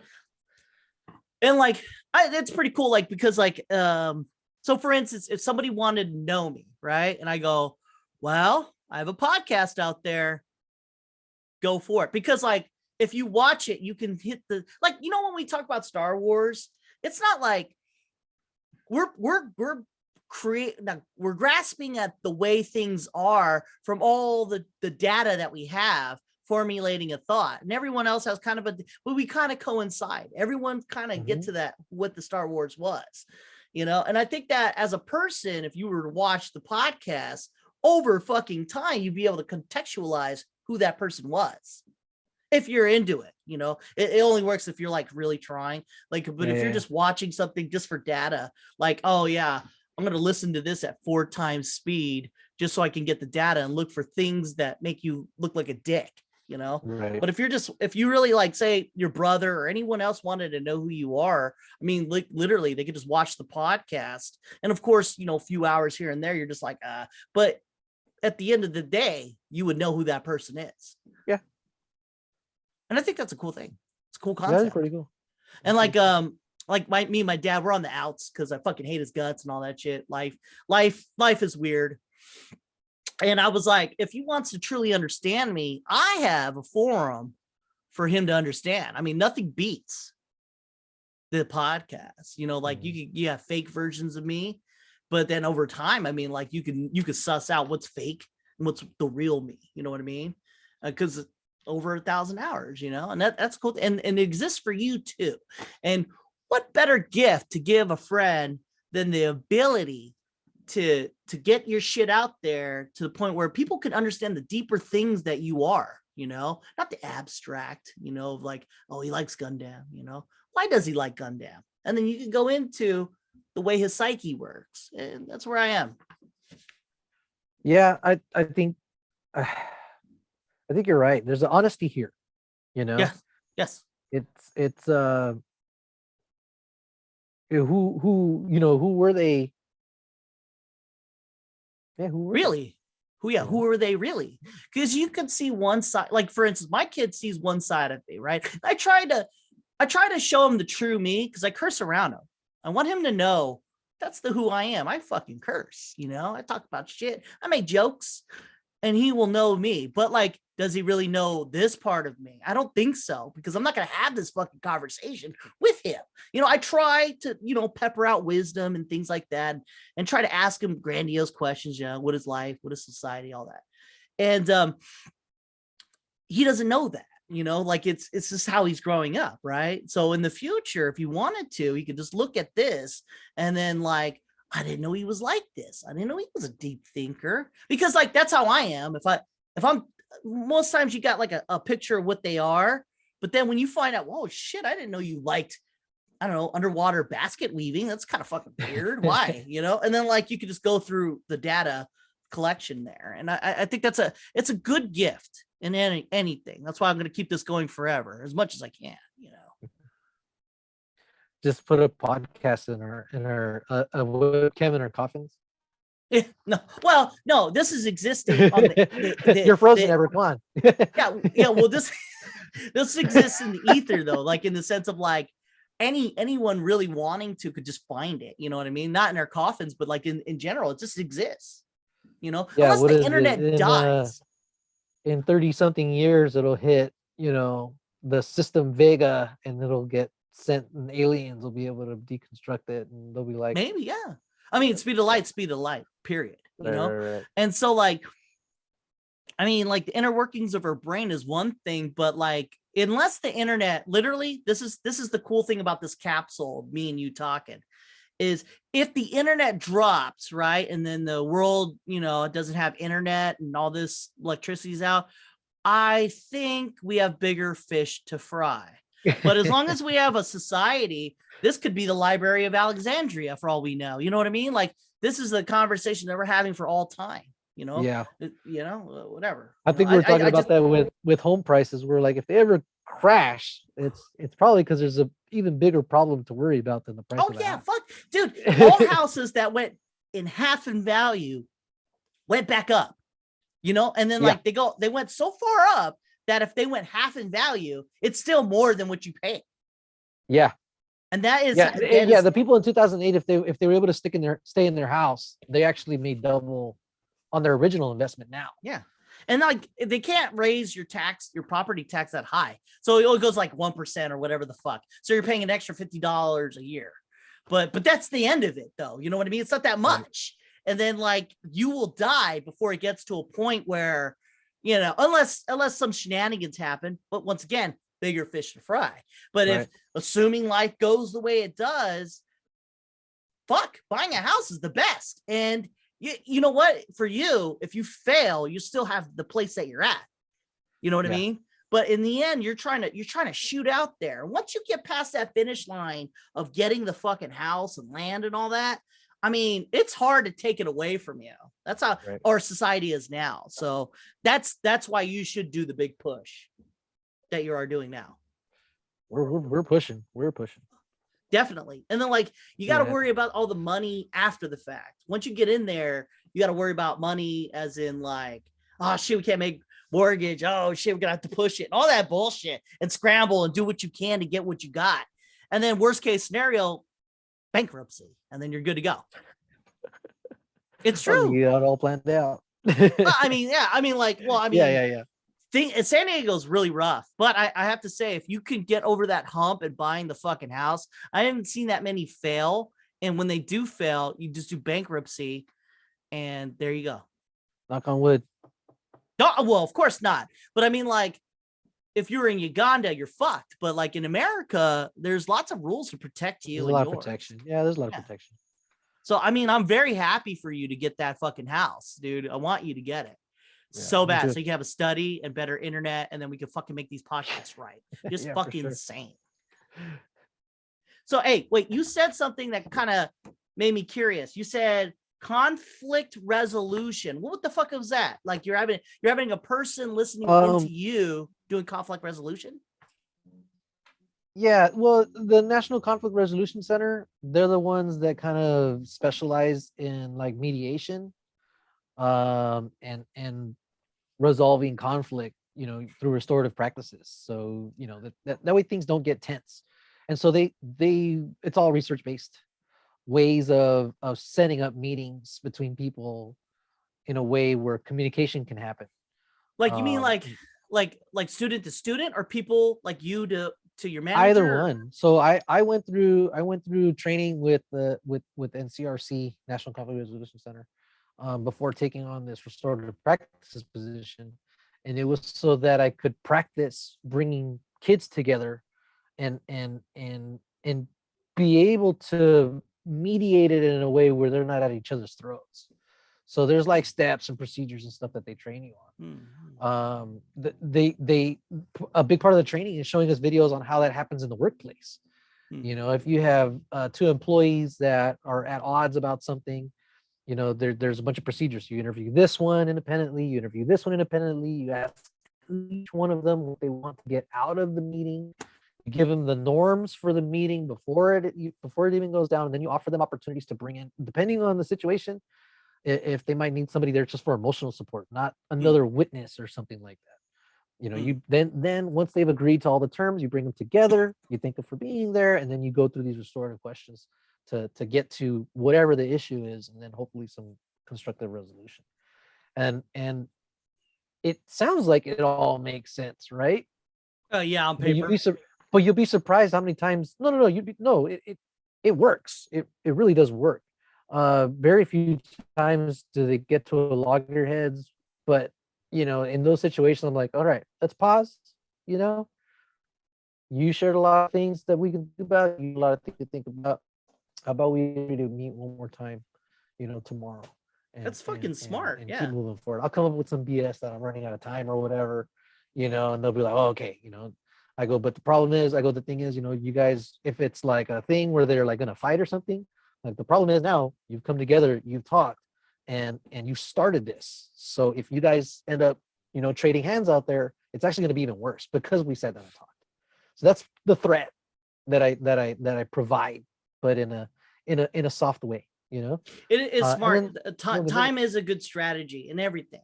If you're talking to a person and you're trying to like create more of a thing and then try to detract from other things, time is the best to be like, hey, yeah, I got to do this, and then the thought process will change over the course. Like if you're ever like, seriously, the rule of thumb is this: if you're fucking pissed at somebody and you want to write a fucked up email, write that fucked up email, go to sleep, and then wake up and see what the fuck you said. And do you feel the same? If you feel the same, right, I would have to say that's genuine, Yeah. But you might still go back and edit it. Like, okay, I still feel the same, but I'm going to change a couple things here. Because I thought about what the implications and repercussions could be. Yeah, I think that's a real thing. And, when it comes to conflict resolution, which I have to do a lot, because you get people that are out of their fucking mind coming into an urgent care. And in real time, you have to like figure this shit out. Because like this could mean your life, their life, anyone's life. And what I've noticed is for me, if I fight against my initial reaction, that's usually my tuning fork on how to go with this conversation. So if you go, hey, you know what? Fuck you, motherfucker. You don't want to give me my fucking Norcos. God damn it, motherfucker. And I'm like, hey, man, I love you. Or something like that. In my head, I'm thinking, you know what? Fuck you. Fuck you fucking talking to me like that. Yeah. I'm going to fuck you up, you junkie. But if I fight that urge, right? And I'm like, hey, man, I love you. Like if I switch it 180, it does turn the situation down. If you can just de-escalate the situation. Sometimes everything I say is bullshit though, because I know how to do conflict resolution, but sometimes it just doesn't work. I remember one time I was like trying to like, even the mannerisms of when we're talking, I always try to bring myself lower to them. If it's like eye level, I try to make eye contact to create that empathy, but I also go lower to understand the who has the power, right? And sometimes that don't fucking work because I did the it usually works all the time, but like there's individuals who could unmake reality. Every once in a while, if they could just harness that power of just disregarding everything that your fucking base instinct is, they could fucking like solve cancer, Just the other day, this guy was yelling at me. I mean, fucking really, he just wanted say X. He wanted X or B or Q, whatever variable you want to call it. And he wasn't going to get it because he didn't meet the criteria for the thing. And I I go, look, man, I'm just going to, and I explained him what the path was to get the thing he wanted. Didn't want to hear it. He just wanted X or B or whatever variable, right? And I go, look, man, I'm really trying hard to help you, man. I'm talking to you right now and I'm trying to help you. And I bring myself down like this. And then he goes, oh, now you're fucking bowing down to me? Like you fucking, what's the word? Placating motherfucker. And I was like, huh? Like, and like the very thing I was really trying hard to do wasn't coming across. And I know that I want to say, yeah, it's his fault. And I do take the onus on that because I could not in that moment understand what he needed to create the thing he wanted, because like he wasn't going to get what he wanted unless he gets this fucking paper. But that's the answer. That's the end all be all. But I had to create a situation where this is a good thing, but I don't have the brain for it. And in the end, I was just using whatever instincts I had to de-escalate to like, hey, I'm down here, I'm brown, you're white, that kind of thing. You're alpha. Even though that if I wanted to, I could have fucked him up, like, and then some, and within like less than a minute, like easily. But I don't take that base or instinct. As he's screaming at me, I'm thinking, how do I turn? In my brain, I was like, first instinct was, kill him. But I try to do the thing that I've been practicing for a while now, is for 10 years almost. I'm like, how do I turn this into a win? Where both parties are happy. And I'm like, I'm trying, didn't work. It fucking busted. And for me to learn, I have to realize it's still my fault no matter what. And that's the truth. Yeah, you're going to run into the situations where you can't, there's somebody's asking for something that's just unreasonable. You provided the reasoning and the evidence, and you cited, these are the reasons why you're not meeting this criteria. I'd love to help you, but I can't, but what you're doing is, and this was probably the best advice that I'd gotten, during all of my shit. You have to validate what the other person is feeling. You can't tell them you're wrong for feeling this. You have to say, I see you're feeling this. I can't say that I know what that feels like. But I can see that you're feeling this way and that you want this thing. I go, let's see what we could do to make it happen. Well, that's good. And then you walk with them, you walk just the same thing that you did. But again, who knows what might have happened before, where that rationale is just not. Of course, yeah. You could tell that it wasn't a me thing, in the sense of like he was angry at himself, really, for not doing the things that he did, even though he thought he did. And he just didn't have the patience to understand that. So he had to come at you hard. And I get that. It's iceberg, right? The tip of the iceberg is, you're pissed at me. Yeah, really, or he was trying to man carrying it, He's just trying to carry it, just if I yell enough, they're just going to give me what I want. It is. Yeah. But like the answer to this is, you're right. You have to figure a way to click into that person in which you can get onto their wavelength. And like, it's not about agreeing with them. It's about, even if you have to like hit them to get into your rhythm. I mean, I'm not saying you have to do it. You have to go as far as that to get to be on their rhythm, whatever that is. And that's the music of what we're doing. It's I have to figure out what variable you need in this moment to understand the things that I'm saying. And that's hard. It is. It just is. And I will be working on, and that's the thing about religion. A lot of people miss is it's not so far as to be the perfect person. It's the endeavor to be the perfect person. You'll never be that person, but it's working towards it is better than not doing anything at all. Right. So when I'm talking to this asshole and learning these things, I'm really trying to figure out how I could have won this situation, not in fucking him up. That's not the win. The win is him understanding what I have to say and then him moving on. Peaceful. Yeah, because in that situation, you're unemployed, you're out of a job, and he's still not getting what he wanted. Yes. The best thing in everything is giving the person what they want. He might get a nice little lawsuit, Yeah. He might get to sue, the institution or whatever. But other than giving your ass up, you gotta, but in real life is They get what they want, you get what you want. If you can, even if it's the sacrifice of what you want, as long as they get what they want, you can kind of move forward. But other barring, bending over and letting them fuck you, the idea is to understand what they want and then move forward with that. Right. With them. Yes. That's another part of restorative practice. You're not doing something to somebody or for somebody. You're doing things with other people. And it's also like a lot of variables. There's the one-on-one, like the physicality. Like, are you with this person or are you far back? Are you making too many motions or are you not making? Are you mirroring them? That's a thing I naturally do. I'll mirror what you're doing. Like if you're, or I'll just do what you're doing. And I always try to. I think that's a natural thing too, though. Oh, it is.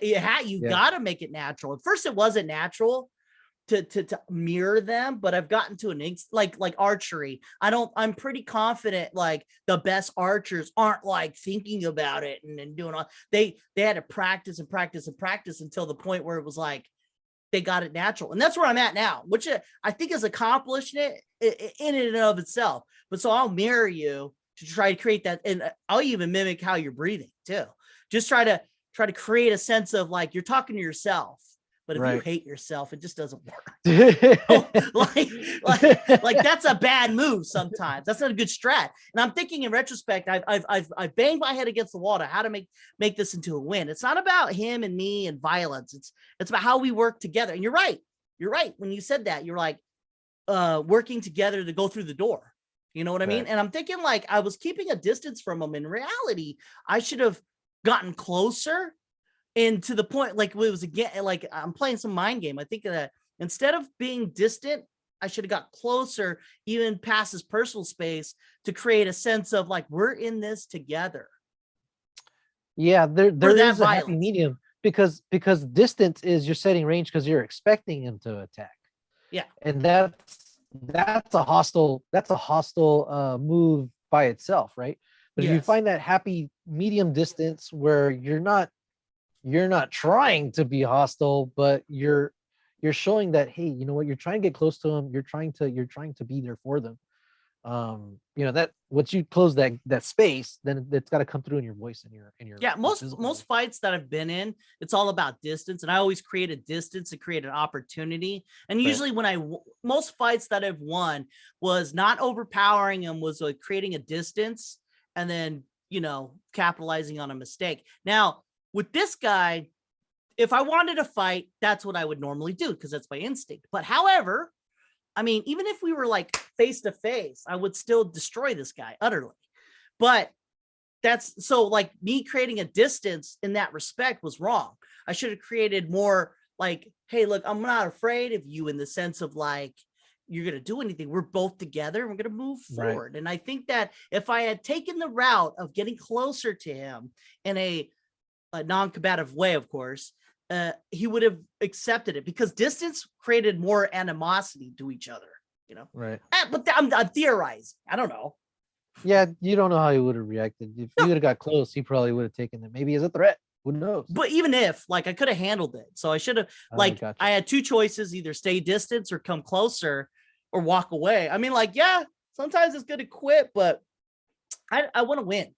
Yeah, my way of winning is wanting to win, and not my win as in overpowering him. Right. It was getting him to realize what was wrong and moving forward together. Yes. It just doesn't happen sometimes, because I don't have the brain at that time. Yeah, no, you're right. It's just, yeah, you're right. Sometimes it just doesn't work out. I see that sometimes with parents. Different people at the school don't know how to talk to parents. Exactly. And that's where I think validating, what they're feeling is the most important thing. Listening to them, hearing them out, and then saying, look, I don't want anything bad to happen to your kid, or I don't want your kid feeling like they're not enough, whatever the case. If it's grades or bullying or whatever, you can't tell them, oh no, that's not the way it is. Oh fuck, that you just no is not a sentence. They've been in this mode for about 36 hours. They heard about it, Monday night at 5:00. They fucking stewed in it all day Tuesday because they were setting up a meeting. Now they're there Wednesday morning and shit still hasn't gotten solved in their mind. And so they 36 hours of thinking this shit. You're not going to undo it by saying, oh, that's not what it actually is. No, you say, you know what? You're right. You know what? This is wrong. Your kid shouldn't be feeling this way. Let's find out what happened here. That's a good way. You know, it's funny too, because I deal with teachers on the other end of the spectrum, right? So you're on one end, I'm on the other. I'm talking to yous and you're talking to me's, right? And so the conversation, I have to say, of all the teachers I've talked to, now this is a you thing. I know. You are present. Like you are present and you are able to contact them in a real way. Problem is, you know, the category of what you're talking to. A lot of ghetto just doesn't breed well, you know, like is in There's the sense that, of, but you know what? I think, I don't know if it's the way I talk or, you know, that we're, you know, the place that I'm at or whatever, or even the way I dress, because it's not, I mean, I've worn this to work, you know. But I tell my kids, I go, look, if you guys try to throw me under the bus and lie about something I've done or not done in terms of your grades or whatever, I'm going to throw you under the bus when I meet your parents. Okay. I go, every single time that I talk to parents and they're upset with me, by the end of that call, they're very happy that I had the time to speak with them. You know, and they're thankful and they're happy with me, and they're going to hate you for embarrassing them and setting them up for failure. By coming at me sideways, now they feel bad because I tell my kids, I do my job well. I know how to do my job and I know how to talk to parents. So don't even try it. And yeah, I really don't get that many upset parents. I'll get upset parents that are upset about something else going on outside, but about me in particular, I can't fucking, I honestly can't remember the last time. It's funny too, because like you talk to these kids, right? And then, you know, like if they throw you under the bus and all that, and then you like, hey, look, this is how it is. Well, my kid though, I actually had a question in regards to that before I go to my kid. Who do you think, say you had 6 teachers, who do you think has a better understanding in talking to the parents, the women or the men in your field? Damn, I'm gonna come across as sexist, dude. I don't even want to answer that. I already knew. The most successful ones that I hear about them talking on the phone and this and that, it's the men. And like seem to have the less strife. And I don't know if that's again, this is my science side, right? I don't know if it's because of traits that men have or inherent sexist attitudes towards men and women. You know, it's such a weird thing because I get more the benefit of the doubt.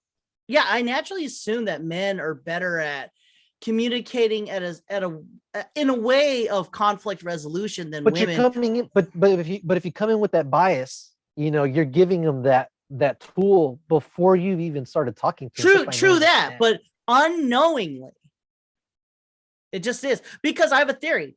Women are more. And now, you know, if anyone fucking sees this and they want to make me sexist, so be it. But I think women are more caring, and in that, they're genuine. For them to be caring and genuine, that is what is failing in that respect. So when a guy, he not only does have to care, he has to fake that he cares until he actually cares. You know, it's less nurturing. Men are just disposed to not being as nurturing as women, and that's the way it is. But with that, when they're talking to the parents, they see their side of things. And so not only can they show compassion, they can also kind of, I don't know, hey, we're doing this together kind of thing, as opposed to like when women, they're kind of caring, nurturing, and they can't understand why you don't understand what they're talking about. You know, you're just like, yeah, that kid's fucked up. Or that kid's not fucked up. And then they can see disingenuousness from that person. See, meanwhile, a dude, he's kind of like just talking and he's kind of ebbing and flowing with the person.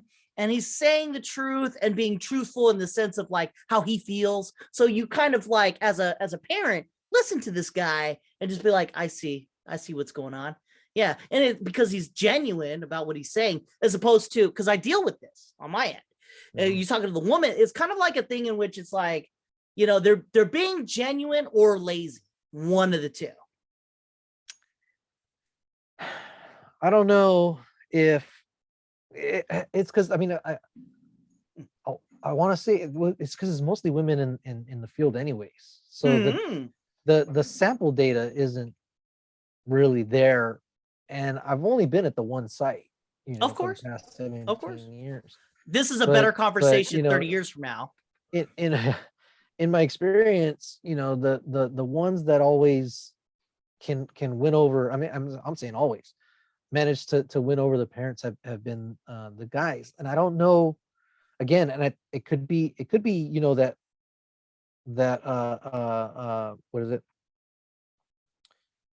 that bias that people carry with themselves, but they don't recognize it, implicit bias towards Mm. sexes. Mm. Automatically people give males the benefit of the doubt and not females. It could also be as a result of that implicit bias. Females in the workplace feel like they need to be more like males, and so they think they have to act like they know everything, and that becomes abrasive. The Mhm. terms that people Mhm. use Mhm. for nasty women, Yeah. and so it puts them into that Karen category, which is not earned a Mm. lot of the times. Mm. Where if a guy acts like a Karen, it's not a guy acting like a Karen, it's a guy acting like a strong man. And You're so right. Yeah. and so I think that bias exists, and so that because the kids are sexist. I walk into a room and I know how to run it. They don't even need to Yeah. be my kid. I just come in with that command presence. Especially since I've been working out, I've noticed Yeah. that I have a lot more leverage in the classroom. It's Mhm. it's crazy. I'm like, these little kids are like, they're they're they're more base. You know what I mean? Yeah. Yeah. Because they're not They, evolved like us. well, they No. No. are No. I mean evolved. the They are progression of evolved, but things. they're not as conscious of all of Of the things that course. we've evolved for in our instincts. Oh, Our you went primal science instinct is on to me. go What out I meant and was kill and rule and all that. you got a cake and you got flour, and a cake is a little bit better than flour, right? You need the flour to make the cake. Now, when you're talking to a young kid, they're just flour and they're just adding ingredients to make that cake. They are what But they what are. kind of They yeah, are and what they whatever. are. How we were built to be Well, we back in the were all caveman days. built like flour. Yeah, yeah. Base. That's Right. it. And So like when but you're talking, and that's the thing I think in society that we're fucked up about, because we're trying to say men and women are equal. And the reality is we're equal in one way, but in reality we are different. yeah, You know what I mean? Like as if we're different on how we approach things, but we are the same because one would be more nurturing, one would be more authoritative. You know what I mean? But in the sense of this equality of how it is, like if I had a kid, okay, so if my kid was being babysitted, come on now, I would have a woman over a dude. I would prefer a woman. Yeah, I mean, like it's Well, in but our it's in our again, bones. Even though women have been known to fuck dudes up, we know this. Even knowing this is a thing, we know it's less likely in a woman's hands than a guy. yeah, I my schedule lines up with my stepdaughter's schedule, so my days off are also her days off. That's So good. we haven't had to worry about like childcare because Mm-hmm. when she's out of That's good. school, I'm out of school. Lucky. But it brings up like what you said, because I'm not her dad, right? Mm-hmm. I'm not her father. And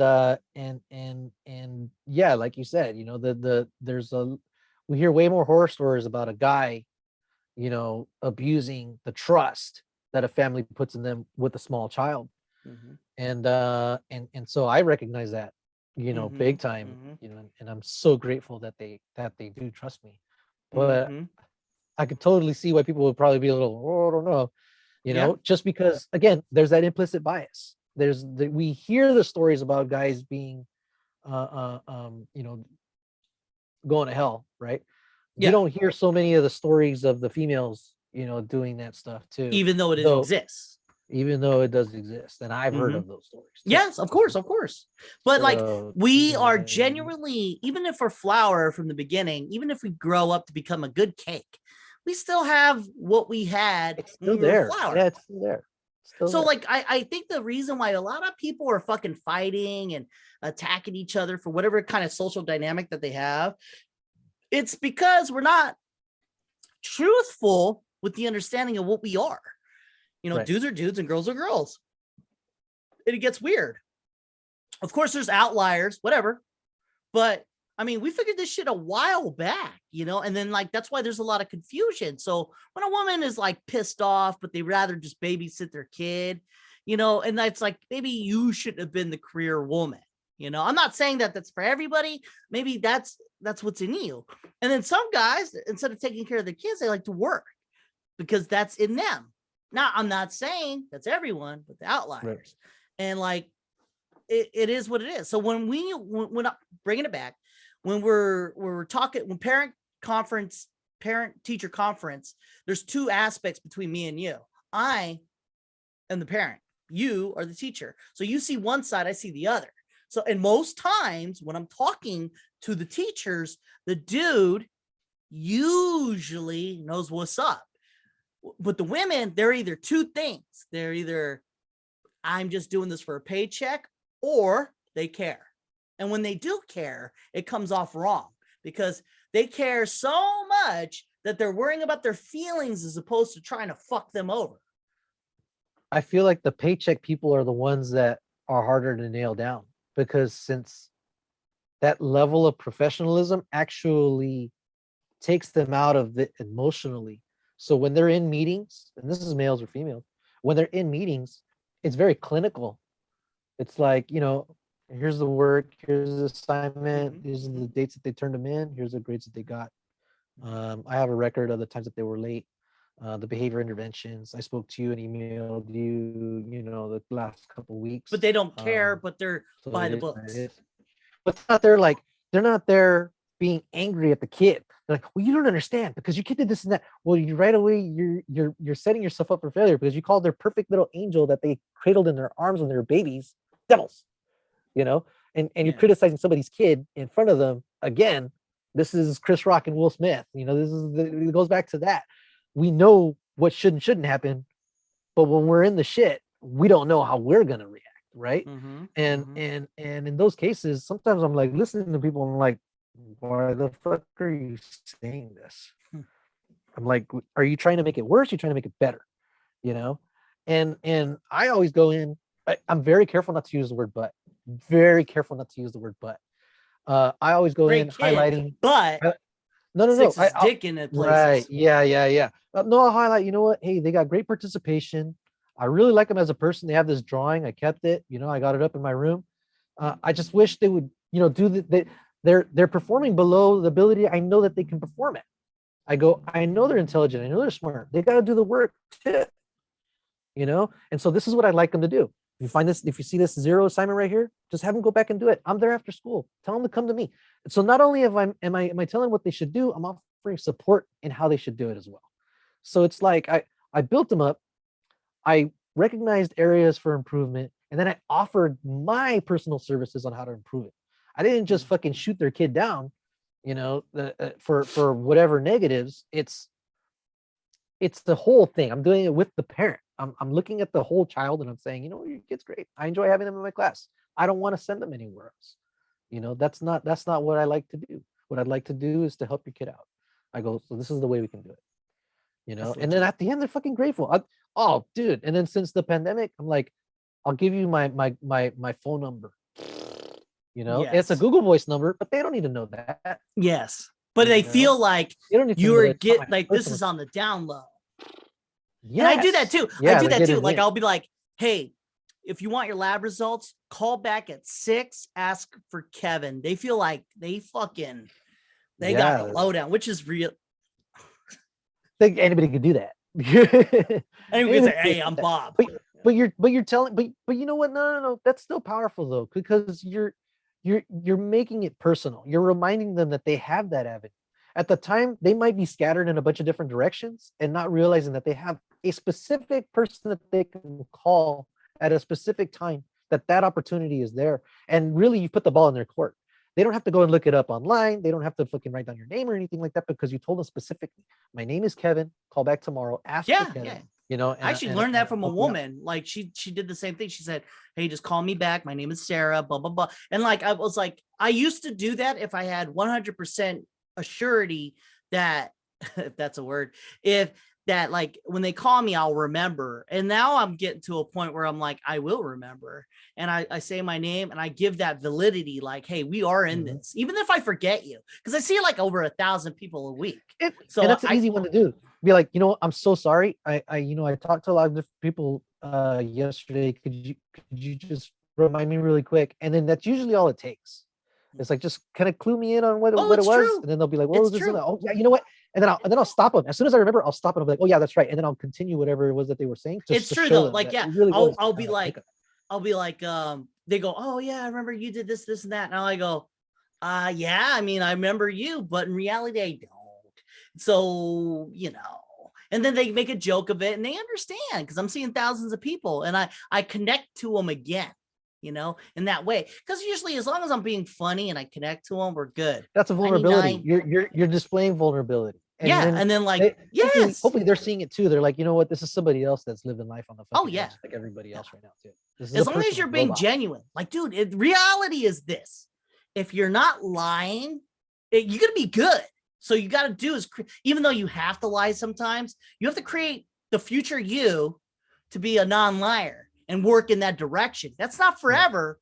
That's just, you need to work on that, not you, but the general you, I always try to work in a way where I'm always being genuine, and they can fucking feel that because they want some kind of connection that they've lost. A lot of people have lost this connection to other people. They have, and they're fucking hungry for it. That's why they'll take anything. They'll be like, let's hate on Chris Rock. Fucking let's do it. Well, people want validation. They want validation. They're feeling something. They're upset about something, or they want them to know. They want the other person on the other end to know, or to take them seriously. They don't want to be questioned. It's like, hey, my fucking finger hurts. Oh, okay. You know what, man? I can imagine that's got to be really hard. Right away, they go, if you drive stick or whatever, you want to stick your hands in your pocket. When the doctor said, I know you want to be able to put your hand in your pocket. I was like, fuck, man, that's been the biggest fucking challenge. Right away, he's showing me that he understands what it is that I want. I want this fucking finger to be straight. I don't want it to fucking be all crooked and shit, and I want to be able to do normal fucking things like drive stick and stick my hands in my fucking pocket. And so, when there was one doctor who didn't really do that well, but the doctor in person did that very well. He showed me his finger, he was like, look, I got the same thing right here. This is about what you're going to expect. And I was like, oh shit, okay, great. And he's a fucking doctor. He's successful. So I get you on title, but to be really successful, really, even if without the doctor, is to create that connection, and which he did. And I bet you money it was honest, in the sense of like, like a lot of people we talk to are like, it's a liar. And I think you're projecting or right. But in reality, is as long as you're genuine and such, I think that you can create more connections with people. And when you create a connection to people nowadays, it's such a big deal. Like before, everyone was already connected. Now, I think people are disconnected from one another. So if you talk to somebody, what I'll do is I'll put my hand on their shoulder and big bro them. I'm like, look, man, I'm with you, and then they understand. Even if I forgot, like literally, I have forgotten this person, like within that day. But in that moment, me and them, we're together. Yeah. In that moment. Yeah, and that's conflict resolution. Yeah. I can't put my hands on these kids, but no, there's other ways to do that type of a thing. Yeah, well, no, not putting your hands on them. But if you like, look, bro, like I understand you. Like if you did that's what I do. I big bro people like on the shoulder. I don't like, here, let me get your balls real quick. No. You get the shoulder, fucking every girl, guy, any human being, they as a child will understand it. Because you're working with kids that are like 10, 11, right? Yeah, 10, 11, 12, 11, 12, 13, 14. Yeah, there you go. So you just put their hand on their shoulder, like it has to make sense, right? You're like, I love SpongeBob. That wouldn't make sense. But if you be like when they're trying to connect to you in anger, you're like, oh man, dude, I fucking get you. Like you just like and just be genuine. You're set. Like physical contact is real. It's both a double-edged sword. Done right, perfect. Done wrong, you're going to jail. Yeah. So as long as you're just like, dude, bro, like big dad them, you're set, dude. You're fucking set. And it always works. Unless, you know, like if it's an adult who's screaming at you, but for children, perfect all the time. Shoulder, and then you just be who you are in that moment. Like, don't fake it. Like, if you faking it, it won't work. Yeah, no, these kids, the kids are very perceptive when they're being fake, and they really, really appreciate vulnerability. You know, Yeah, definitely. If I cry if too. you're obviously, I'm not like pouring my guts out to them, Of course. but throughout the school year, you know, I start to drip feed them a little bit more about me, a little bit more about me. Natural. Oh, self-deprecating humor, being able to laugh. Of course. At myself. Yeah. I'm fat, dude. Yeah. There was a funny one. I don't know if I shared this with you already. The kids used to say, "Chill out." Did I tell you about this? Mm-mm. So there's a group of eighth graders, and the eighth graders can be the biggest ones, biggest pains in the butts. But they would say, "Chill out, chill out." It's like it's forget about it, you know, from fucking Donnie Brasco. Forget about it. Forget about it. Even though, like, hey, I didn't do my homework. Forget about it. Chill out, chill out. You know, Yeah. oh fucking, you know, America's gonna be, you know, what? Oh, forget about it. You know, whatever. They said, chill out, you know, and then they kept saying it in this other teacher's class. And this other teacher, he came to me, he goes, you know, I don't understand. I keep telling them to do their homework and they say chill out. I don't understand why they tell me to chill out, you know, and he's getting all riled up about it. And I'm like, why would they tell him to chill out? And so I was like, let me look into it, right? And then it was the same set of kids I had in the morning. And then I realized that they were saying it to each other, and every once in a while they would say it in response to something that I would say. But again, I'm always coming out of light, like, chill out. And I finally figured it out. That's what he means. It's the chill out, not chill out. They're not saying, hey, teach, chill out, you know? Yeah. And so I told the kids, I go, look, I'm getting complaints about this whole chill out thing. If you guys keep saying it in this teacher's class, I don't care if you guys say it here, whatever. But if you keep saying it over there, I'm going to take it from you. And they go, what? I go, yeah, I'm going to take it from you. They go, how are you going to do that? I go, don't worry about it. I get a complaint from the teacher. Yeah. I start saying it, right? Mm-hmm. And then it goes back and forth, you know. They'll be like, oh, Mr. Nava, I'm like, chill out. And then they're like, chill out. Within a week, they stopped saying it. 3 weeks after they stopped, this has been since July, dude. Since July. And I just killed it in February. And so 3 weeks into it, they started saying a different one. Le get it. They said, let's get it, right? Le get it. And I said, okay, I'm picking up this new le get it thing. I'm going to take that from you too if the other teachers complain about it, just like I took chill out. And they said, that's good. They said, we used to say that all the time. They said, we used to say that all the time. I go, I told you I was going to take it from you. I go, I started saying it. All of a sudden it became cool not to say it. So I'm going to start saying, like, get it. And they're like, no. Again, it's me understanding that I'm not cool enough to say it. Right? But you used it. But I used it and it made it not cool because I'm not cool. But now I'm cool with them for recognizing that I'm not cool. Yeah, no, you know, created a different standard.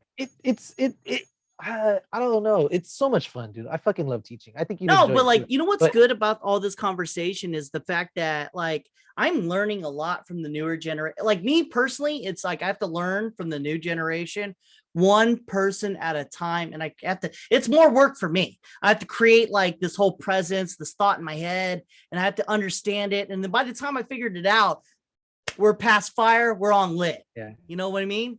You get the whole, you have a whole fucking group and you're just like, you're picking up way fucking faster than I am because you have a group. Because I'm there. So you have a good study set and then you can move forward from that.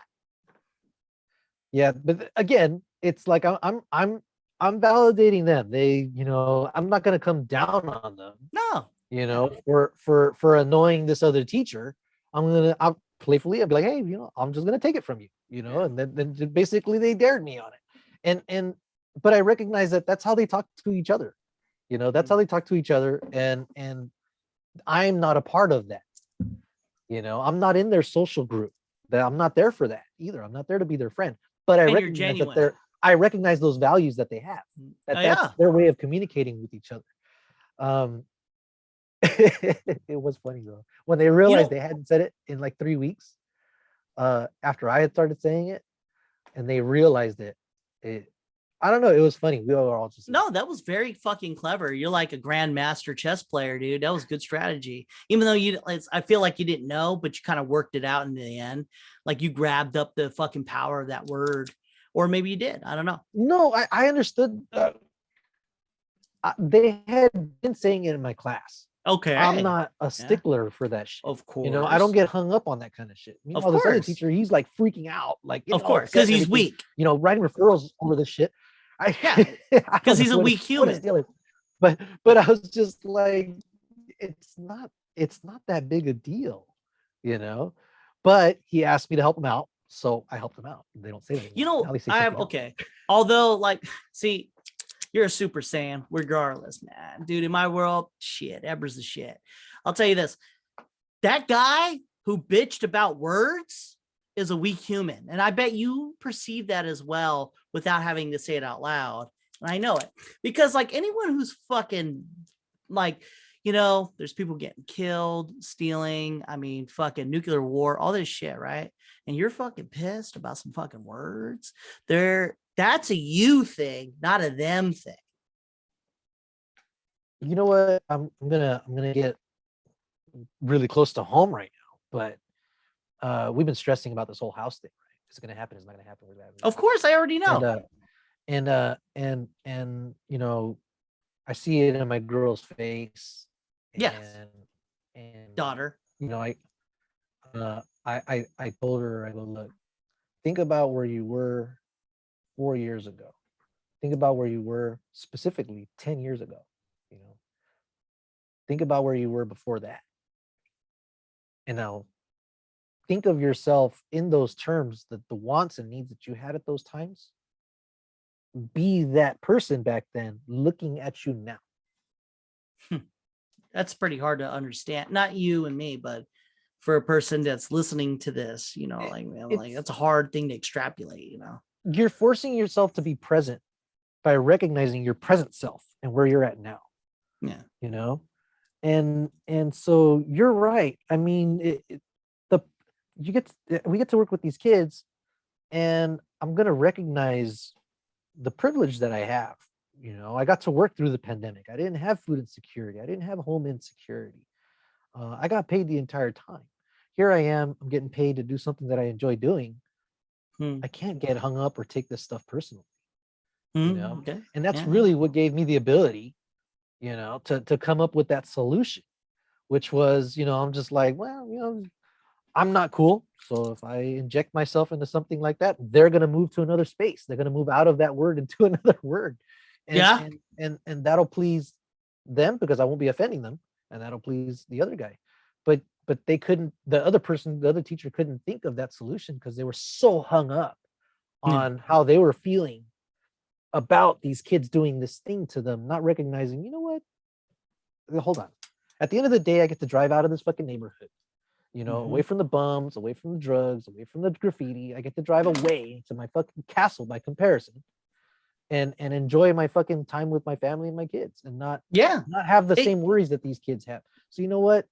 It's all good. Okay, let me think of a way to fix this. Or just not let it affect me at all. Or maybe they're even saying it more because they see that it's a button that they could press and watch me explode. Yeah. You know? I'm giving that power to them. If you're present, you're able to see, you know, more clearly what your different paths are than if you're stuck or hung up on something in the past or something that's outside of your control. If there's a variable you can't control, or that it's very taxing to control it, sometimes you got to let it go and say, okay, what else can I do about it? Yeah, that's always the best move, is to, if you can't grasp it, is let it go and try a different angle, or just quitting. It's funny because there's a lot of wisdom here, what you're talking about, and in general in the world, is it's not good to quit. But I mean, like, if you're not getting anywhere, maybe you should quit. You know, that's a hard concept to you know. In judo, you're not going toe to toe. right? Mm-hmm. If it's a it's not a power struggle with judo. If you try to power struggle, the other person has more power or there's no movement and that pisses you off, what do you got to do? You have to let it roll off and redirect it, Yes. and that's quitting this. Yes, it's true, but it's trying something else instead, Yeah. and Sometimes you it just might not be the result you wanted because you're not pushing back on them, but you are redirecting it and creating another solution. yeah, it's an understanding of in like 1,000 years, I would have figured out this. However, I don't have that time. So I'm going to redirect my energy into something else I could try. And that's really the end all be all. In fact, I think one of the Gracies in jiu-jitsu, they were like, hey, look, this is how judo is, or jiu-jitsu is. I push, you pull, I push. Forever. And so as long as he was in that frame of thought, he'd always win. So when you're talking to a person, the best thought process is this is going to go forever, and then see where you go from there. They say something, you say something, you push, they pull, they push, and you just get to where you need to be. As long as you have that mentality, you'll naturally end up where you need to be, on top. Yeah, I mean, you can scream at clouds, they're not going to change. Exactly. Exactly. I mean, you're just going to end up wasting a lot of energy. Whereas if you fucking let time do its thing, that cloud's going to move away. I think the same way. Like, I've been trying to tell people that, like, you can't yell at a tornado. It's going to be a tornado. It's going to do what it's doing. Because, like, I'll work for somebody who sucks, right? They suck massive dick and balls and, squeezing kind. And they fucking suck. And they tell us things where we're supposed to do things, and they're just dumb as fuck. And everyone's mad around me. Like, fuck this guy, fuck this guy, fuck this guy. And I'm like, I hate tornadoes when they hit my house, but I mean, it is what it is. You just kind of have to run around it, And like, that's a fucking tough pill to take, because this guy's telling you what you do, and it's his ego or he's petty, all this thing. But there's a power in that. If you realize, hey, tornado's going to do a tornado, just move out the way. You can then realize, hey, you know what? It's not so bad. He's screaming at me, but hey, look, I can do this, this, and that. And like, that's not a thing in which you can say. You have to realize it. I could tell somebody this wisdom. That shit ain't doing nothing. They got to figure that shit out on their own. There's people in the practice that totally take advantage of the system, right? They take a bunch of days off or this or that, or they gain, coded leave and this and that. So we got to have subs and all this stuff, and really, the victims are the students. But if and this is a real example, right? There's somebody in there that makes way more money than me, even though they're not there, because they're gaming the system. If I were to focus on that and stay on that, then the quality of my work's going to suffer, and my attitude's going to suffer in the classroom too. Yes. Because if I had a school and a tornado's coming and I just go somewhere else and have my school, I'm still doing what the fuck I want to do. I just avoided that tornado. Yeah. Or you planned ahead. Like, hey, there's a tornado coming to this school. Let's get everybody out. Let's get everybody to a safe place. Rather than, it's staying unstable. Rather than, go yell at the tornado, try to fight the tornado. Basically, that's going to be a thing. I can't control it. Let's recognize that, move forward. So. Yes. Yeah, I don't know did I freeze up? No, it's because I hit the speaker. Whenever I hit my microphone, shit stops. So gotcha. I accidentally hit it when I went like this. I'm like, fuck. No, I agree with you, what you said. And I think that we've really gotten some good wisdom here, because, like, I'll tell you, it's all about the journey and not the end. Because, like, when I've achieved a new level in the last like 2-3 months, where in myself, where I actually like what I do. I'm not trying to go up. I'm not trying to go down. I'm trying to do what I can do right away. And that's only because it just so happens I'm in a job in which I could do that. This could not have been achieved if I was like stocking shit at Walmart. That wouldn't work. But all I do is I help the person in front of me, and I try to be as cool as I can with them. And then it's either hit or miss, but I always hit. This is say, Every once in a while I'll miss. And there's something freeing in that. Like, I'm not trying to get a promotion. I'm not trying to be the best MA ever. You know what I mean? I'm just being who I am and with this person, and I want to be the best at what be for me, you know? Right. And then I come home and I try to be the best for my family in the sense of like not even trying. I'm enjoying it. You know what I mean? Like I truly enjoy my work like you do with your kids. I am literally like, hey man, I'm going to make this person's day better. Because you're not coming in there being sad. You're coming in there because you fucking whatever. You broke a hand. You're sick. Yeah. It sucks why you're here. And I am here to help you go up. And I'll tell you what, there's drugs out there, right? You do them and make you happy. There's no drug more stronger than helping someone all the time. And like I have an ego. So I know that it's not the same as other people. Other people, they're just doing the job to make money, you know, like that's their fucking crux. Me, I'm like, it's not about money, even though I get paid. I want to help these people. I genuinely feel this. And because I can genuinely feel this, it conveys across. I usually default to, we're not just like working at a drive-through, but I've had good drive-through experiences where just a smile or whatever, it was like, hey, is there anything else I can get for you? Boom. Oh no, thank you. You know, drive off happy. They see me drive off happy. I'm kind of hoping that they're thinking, you know what, that was a good interaction. Yes. Rather than, you know, I don't know, just like, yeah, okay, bye. I think of it more. Yeah, it's different. And not everybody's going to be personable like that. Some people are just going to be there, but it might not even be on purpose. They're just thinking about a bunch of other things in their head. Yes. They miss the nuance that you just gave with a smile or you know, by asking, you know, if there's anything else they could do or wishing you to have a good day in a sincere way. But yeah, no, I think if I was like stuck in an office or something like that, you know, no, I think the mentality could be applied across the board for many things. Yeah. As long as you're interacting with a person, because us as people want to be with other people, accept it, all that. It's in our genes. You know, you got a village and you got the cave, and everyone in the village is, you know, good. You get banished to the cave, it's not too good because you get attacked by monsters. So eventually, or animals or whatever. So our evolution is that as such, is like, we want to do good for the community. And that's the end of it. And through that, obviously, I don't know about, I know you, we feel good, you know, genuinely good doing something. And that's real.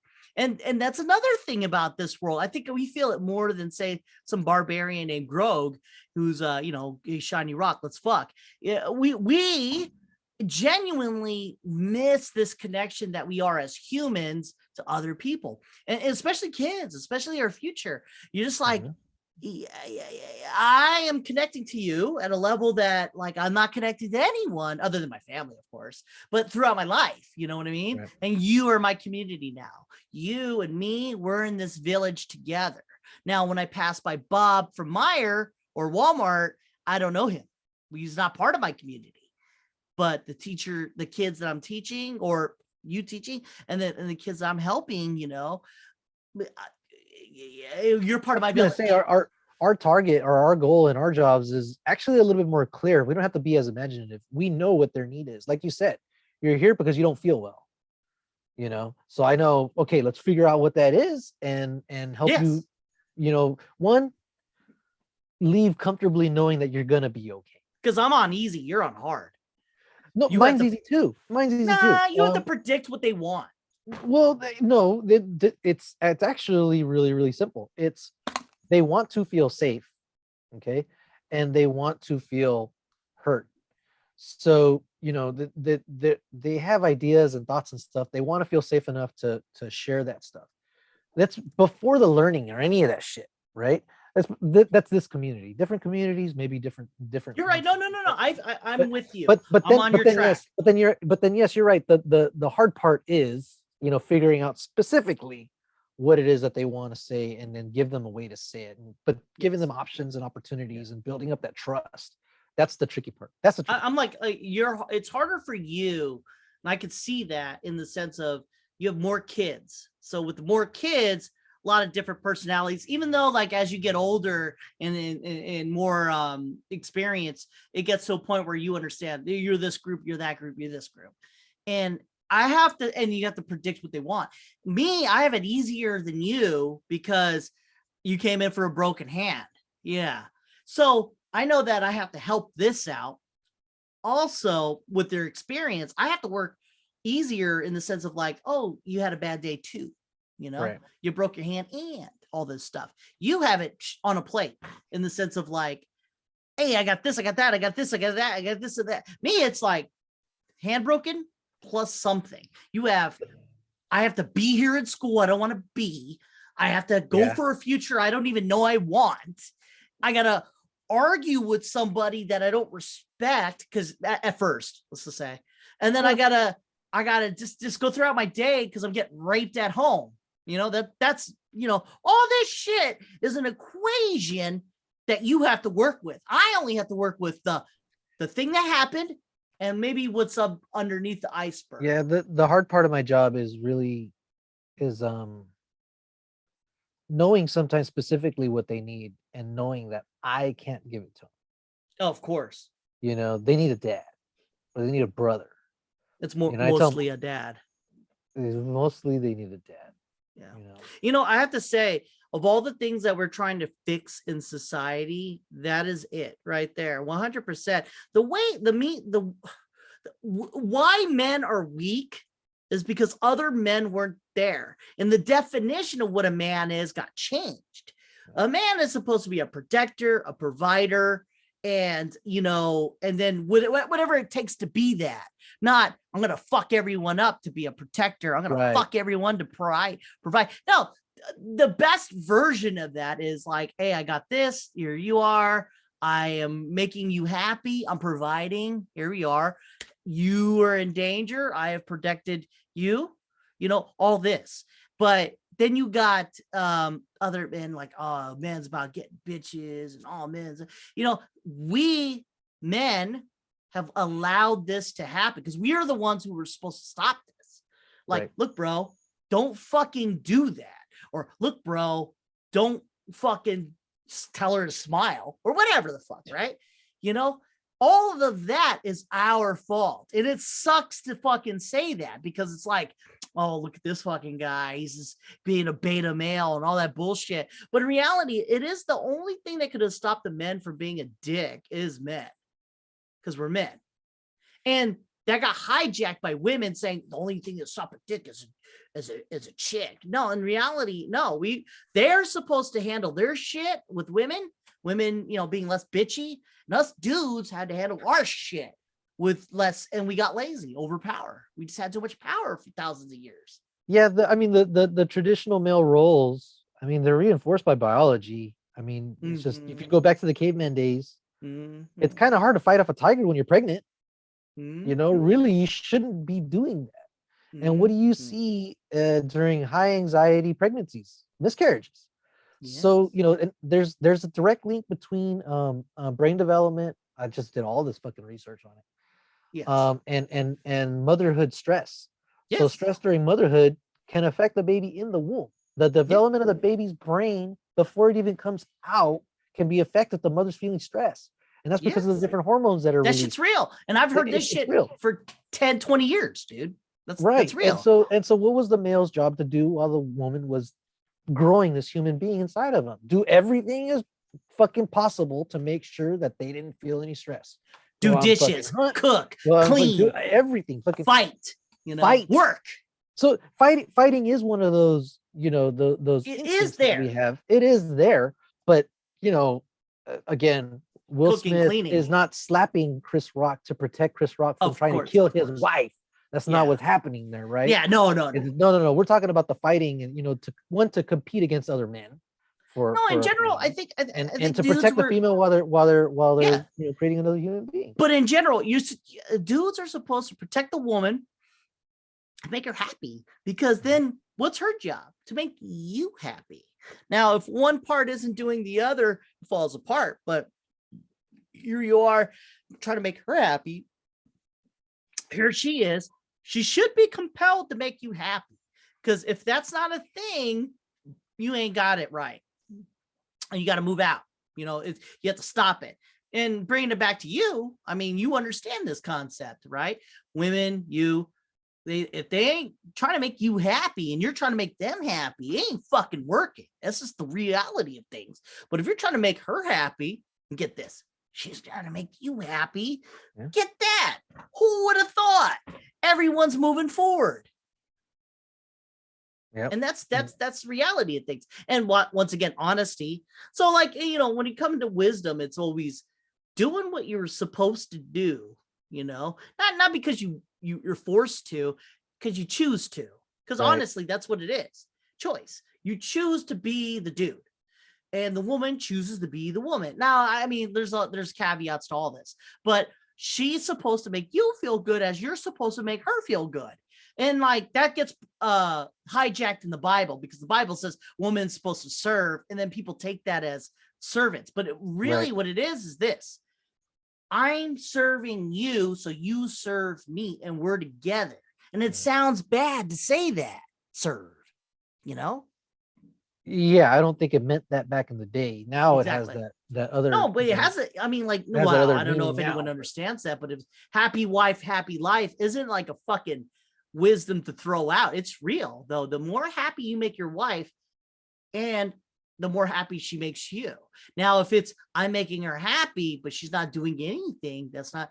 See, and that's the reason why us dudes have failed, because we didn't understand the concept of, we just assumed us men have to do good. We didn't assume that, well, women got to do good too, Well, I think it's a pretty good deal, happy wife, happy life. You make a woman happy, your whole life is going to be happy. And that's almost if they are reciprocating. Well, the thing is, you could deconstruct and go backwards, right? Okay. Happy life, happy wife. Mm-hmm. So, if your life isn't happy, even though you're trying your best to make your wife happy, then something's wrong there. It's not happening in the way that rhyme works, So then that's when you should look at it. You're like, okay, I'm doing my best to make her happy, but my life is not happy. Am I giving up something of myself that I shouldn't be to make this person happy? Yes. That is not being reciprocated back. That is not being completed, with this other person. Yeah, that's really good. I never thought of it like that. But yes, I kind of had the gleaming of the understanding. Yes. But then until we talked about it, I never thought of it like that. You're right. It does sound kind of weird, right? Make the wife happy. It's not transactional. It's cause and effect. Yes. It's I'm only doing things because you want to do things, and then you're doing things because I want to do things. People are going to react based on how we treat them. If you hurt them, then they're going to react a certain way. If you love them, they're going to react a certain way. How do they react? And that's going to be the deciding factor whether or not to stay in something. And the reality is this: if you put it out there, I'm helping you, and you're not helping me, eventually is this going to end? Yeah. But if I'm helping you and you're helping me, it's like almost a fucking infinity circle. Or infinity, really. You're constantly helping her, she's constantly helping you. And doesn't that feel better than just you doing the thing, or her just doing the thing? I don't know. If she's just sucking your dick nonstop, I guess, I don't know. I mean, eventually you get bored of it. Yeah, no, you would get bored of it because it's not what you want anymore. You want something else. So as long as you're helping her, she's helping you, you're good. So right now, we're buying this house, right? Yes. I open the doors for her, I pick up the check, and at the end of the day, I know. I told her, I go, I'm the weak link here. She's picked a career path which is going to lead her to more money and all that stuff. Okay. Right. And I've joked about it. I go, she'll be my sugar mama. I do that with my wife, who's a senior scientist. Oh, shit. Anyways, yeah. But the crux of our relationship is that we do want to do these things together. Mm-hmm. And we're not too hung up on like percentages or anything like that. Right now it's a thing because we're not married, right? Yes. And I want her to protect like her daughter's interest in whatever investment we make. That's So good. we're looking at it that way, right? Okay, good. And I'm all for it. I'm like, yeah, Yes. no, you know, Because you don't want someone who doesn't give a shit about their kid. right. Right? How are they gonna? Yeah, when we make one, how is she gonna treat that kid? I've told her, I go, I'm number 2, and I'm cool with that. Eventually, I'll be number 3, maybe number 4, number 5. I don't know, right? That's okay. I go, but that's okay. Mhm. You know, I'm going into this understanding that, and again, that's that openness, that's that understanding, that's us kind of being really clear about what our values are in this whole deal, and but understanding that I'm part of a team now, Yes. where before it wasn't that. I was doing everything I could to make the other person happy, and at the end I was realizing they weren't treating me like a husband, and then Mm. and that's those pretty much word for word, you I know, how I understand. ended it. Yeah. You know, I Oh was yeah. like, Oh oh, you know yeah. what, I'm giving everything I can to treat you like a wife, but I don't feel like you're treating me like Mhm. a husband. And so I think it's time to go our Well, it separate. took you to be stronger though, in the sense of like you realized it. You know what I mean? Like some people, they're getting beat by their husbands and they just stick together until the end of time, you Yeah, know? it And took it well, it took me getting to a place where I could recognize that, you know, exactly. that it Exactly. wasn't Because your brain's making up excuses to yeah. make it all right, you know, for the Well, I things that didn't are want going down. well, part of it was like I had told myself going into it, I'm not gonna let it happen like I did with my parents, you know, I'm not gonna get divorced, Exactly. or you know, I'm gonna Yeah, make you it work. gotta fight And for, you know, and keeping it again, there. that's Yeah. that trauma. And you see it more in females when they stay with guys because they don't want their kids to grow up the way that they grew up, you know, if they grew Exactly. up in a broken Exactly. family.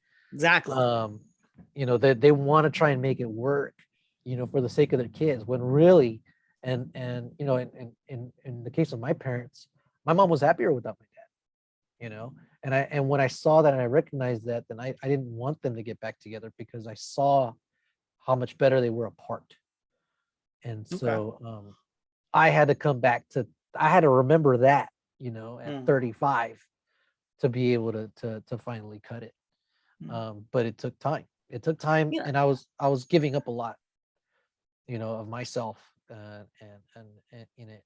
And once I when was you're able to giving see up it. who you are, you can't be then genuine. Like even if like say that there's two parties to this, right? You're not giving it your all because you're not giving, and that's when you need to break up at that point. If you're not giving your all because it's not happening the way you want it, then it wasn't meant to be, because you're willing to make sacrifices to make it work for the other person to make sacrifices to make it work. And so you're both sacrificing. And that's why of all the things in human history, the most strongest fucking thing that we have, it's called sacrifice.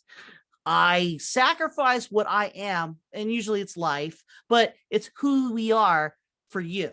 And that is the most covenant thing that all of us have as humans. Like we use a base form like life, but in reality, it's sacrificing who you are for you to be good, and like for a higher level, because for a higher thing, because Jesus didn't just sacrifice himself for nothing. Jesus was like, I'll sacrifice myself because I have fucking faith in you that you'll be better.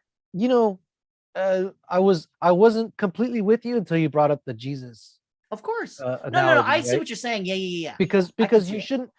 I mean, part of me says that you shouldn't have to sacrifice Mm, in a relationship, right? Because mm. you're you and you're bringing your values to the table, and if you're That's being open at the 50% of the beginning, equation. the other person is saying, but Mm, if a small sacrifice is, you know, like giving up some time, you know, obviously I have less time for my friends because I'm spending time with this person. That's mm-hmm. math, right? That's the That's way time sacrifice. works. You know, that is technically a sacrifice.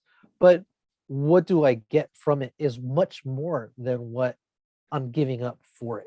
And that's Yeah, that's the kind of math, you know, perpetual exactly. perpetual satisfaction, I And think. we're in this life to live, right? If you want to be a tourist, you're just trying to please other people, you know, or whatever. So you can just keep, you know, getting every day, you know, getting Getting through an the next invite or day. something, you know. Yeah, but like when you're sacrificing, and what that means is it's confusing to a lot of people. It's not just your life, it's something you want that you're giving to somebody else. And then with the hope that they would do the same for you, which Right. for you, in your case, they're doing. So when you have that situation of I give my all to you and you give your all to me, it becomes a thing where you go up. And yeah, you're right. There's a lot of sacrifices going on all around, friends, family, all that bullshit. But what really matters is the individual. Yeah, well, the whole becomes greater than the sum of its parts. Exactly. It's just but yeah, no, if you feel like you're sacrificing, like, well, I sacrificed this, then if you're saying it that way, obviously something is not coming back. Exactly. And you're not feeling it, or you're unable to recognize it maybe until it's too late. And it could be the person's fault or the other person's fault. You know what I mean? Yeah. Like, as in when I sacrificed all this shit and then you didn't get anything in return. That could be a you or a lack of understanding of like, maybe they are fucking you over. I sacrificed my ass for you and you put that dick in me and I don't like it, and then I get nothing in return. I never put my dick in your ass. No, that shit. But if you harmonize with dick and ass, they dick on ass, then you're like, it's the best homosexual relationship you've ever had. Ever, right? You know what I'm talking about. Yeah. Yeah. Sure. But you know what I mean, though. You get what I mean. Kevin. As long as, yeah. No, as long as you're, both the goal is this: sacrifice, and then they sacrifice. But if you sacrifice and get nothing and expect it, that's when you should know that this isn't a right relationship. Because I was there. I was fucking there. I was my brain was off. It was a me thing, not a them thing. It was I'm doing this shit for you, and I'm doing this, I'm doing that, and I'm not getting anything in return. And I think I had a medical defect, so I started taking this Zoloft, right? And after, I'm anti-meds, right? I'm like, fuck it, Zoloft doesn't do shit, right? And this is not a Zoloft commercial, but I'm just saying, for me, particular, I started taking this this fucking medication, right? 6 weeks later, I'm realizing I'm a different person now, and I'm like, you know what? Maybe this isn't what it is. Maybe I'm seeing things wrong. And then I was like, you know what? Hey, shit, I'm putting shit out. She's putting shit out, And once I started seeing that, I'm like, maybe this was a me thing. But that's the thing, though. It could be a you thing, or it could be a them thing. Perspective, perspective. And sometimes that perspective needs to be trained. Exactly. Sometimes the perspective that we have is limited, by ourselves. Exactly. That's the only person who can move forward is you. You know what I mean? Like, in your life, it's only you, not Steve or Bob or anything like that. What does it matter to you? You need to move forward. I need to move forward. Superman needs to move forward. Like that kind of thing. You saw the person who's experiencing this thing called life has to move forward. And if you're not moving forward, what are you doing? Tourist? Yeah, you're just a visitor. Exactly. And letting other people pick things to you. No, fuck that. Yeah, but people die that way. They thought to themselves, you know what? I lived a good life and da-da-da-da-da-da, and they fucking die, not actually evolving. And I see people like that every day because I work with older people. That's the advantage I have than you, is that I'm taking care of older patients, and you could tell, like, they really they stayed at this way of it's you until the day they died, as opposed to like, what could I have done to affect the change? You know what I mean? They never went that way. They just constantly was like, you could tell, and they're very immature people, and they're prone to anger, that's just the way it is. And that is mostly a thing of which you never evolved past flour. You didn't bake that cake. And that's real. Even if you bake the cake with some shit you didn't want, like I didn't use oil, I used butter, and it fucking works, right? But like, I just used a little bit of oil, it would have been a better cake. Who knows? But at least you went forward. Well, some people got shit in their flour. Exactly. And you got to move forward. That's the fucking point, is you created the who you are, and you got to move forward. If you're just kind of stuck in this situation where you're like, it's my fault, it's her fault, you're not moving forward, like getting another relationship, getting a house, getting, doing things, then you've stopped evolving. Right. But if you do all that stuff, you're evolving as a person. Yeah. I mean, it's all big change, dude. It is. But I'm looking forward to it. I'm looking forward to I am looking forward to you doing that too, to get to where I'm at. I mean, like once you get that house and you get a better studio and a better, because that's what I did. I appropriated this room for my studio. You know what I mean? Like no one goes in here. This is Well, my shit. I think our workstation is going to be in the bedroom. Yeah. And more Well, how ways many than one. rooms? How many rooms? It's a 4-bedroom. Why 3.5 can't you take bath. one? You don't Huh? have to have the bedroom. Why don't you just take one? Well, the plan right now is to rent out a room to her cousin, I see. I see. and then the downstairs has it's a suite. It's an in-law suite, so it's like an apartment inside of the house. Which So you're trying to create a situation where people are paying for part of the mortgage. right, but And we there's still no have our room you space. can have just yourself, like the attic, the basement, something. I can take the garage, man. I'll be doing my I would do podcast in that. front of my car. Yeah, There you go. that'd be Because cool. I'm telling you, once you get the place, right? You got the people taking the rent that you are. Trust me, there is nothing that fills your soul greater than having your own spot. And I'm not like a guy who's putting like fucking chicks on the fucking wall getting banged or any base instinct of like what dudes would do with their own room. It's literally just a fucking TV and a green screen and this. And I have lots of books for writing, because I write a lot of notes because I have a lot of thoughts. And that's all it is. Like this whole fucking area is just a personal space for creation. I'm looking forward to having a garage and seeing my cars in there, and Well, there you go. building my collection of cars. And then from there, you build the who you are. I'm telling you, once you have your own space and you're doing things that you want to do, that's the plan. I mean, we're buying this house. We don't plan on selling it ever. there you go. There you go. And the way things are going, career wise and all that stuff, we totally see ourselves buying another house, in 2 years. Of course. That's before even looking at pulling equity from the house. So even if the house doesn't change in value, it's still worth whatever it's worth right now. 2 years from now, yeah, we'll still have income and assets in excess to be able to jump into another house. That's what you should do. Yeah, that's the plan right now. But in the end, I mean, as a human, you want a spot for yourself. Oh yeah, no matter how rich you get. So my spot, I mean, really, it's in my car. That's my space, dude. I fucking love sitting in my cars. Can you make a podcast in your car? I could probably set it up to make a podcast in my car. I know, would like literally, I don't have to do much to make this. No, I think it'd be cool. No, but you know what you got me thinking though? I think it'd be cool to set up a space in my garage, where I would kind of have the cars parked, behind me, and I'd just be like here. Well, there you go. Like anytime you're doing something that's fruitful, like for instance, I really do feel this yields bigger gains than like anything you do. Like you're having a conversation about fucking things that you really have in your head, but there's no way of contextualizing what the fuck you're saying. You know what I mean? Like you can have a thought being good is good, but like to actual say the fucking things, not being good at making cake.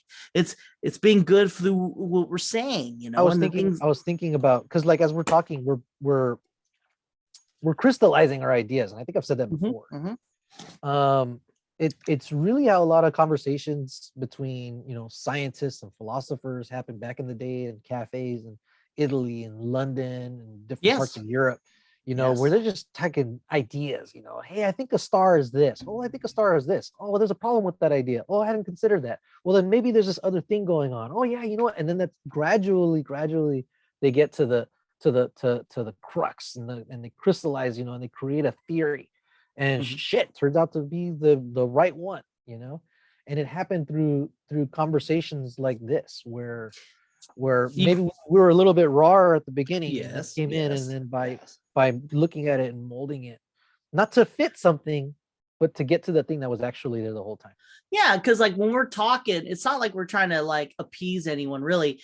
It's more of and it's funny too, because when you have these thoughts in your head, it really is just thoughts in your head, and you don't really know it until you say it out loud.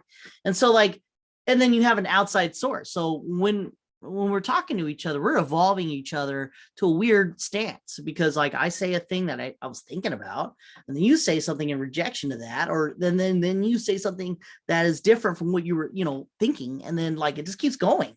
Like, and then to the point where like we will have very hardcore philosophical thoughts. And if anything, if we don't become famous, at least that's something that a legacy that we can have down the road where people could be like, man, these fucking two were talking to us about some shit. Like, we don't even know. We could be saying something right now that could change someone's life for the better. They could be watching it and thinking, you know what, I'm going to slit my wrist. And then instead of slitting my wrist, I'm going to have a conversation with some random fucking person. Just so happens when I talk to this person, I feel better about myself than I did before. And then we have just effectively saved somebody. Now, I mean, like, there could be nothing. That's a thing. But I mean, just because there's a chance out there that we would change someone's life for the better with one of our philosophies is fucking worth it. That's what I take into the classroom, is that idea that I'll be sharing with them or trying to convince them to save their own lives. I can convince one person, that's it. That's my 30-year career right there. I agree, right? Affecting one person that spills into another person, that spills into another person, and so on and so forth. If you help the one person out of the entirety of your life, that one person could help the other people, and then so on and so forth. And as long as you're paying it forward, you're good, and it's worth it. As long as you do, I just want my kids to remember good things about me, and to know that, or to have felt that they had a safe space when they were in my classroom.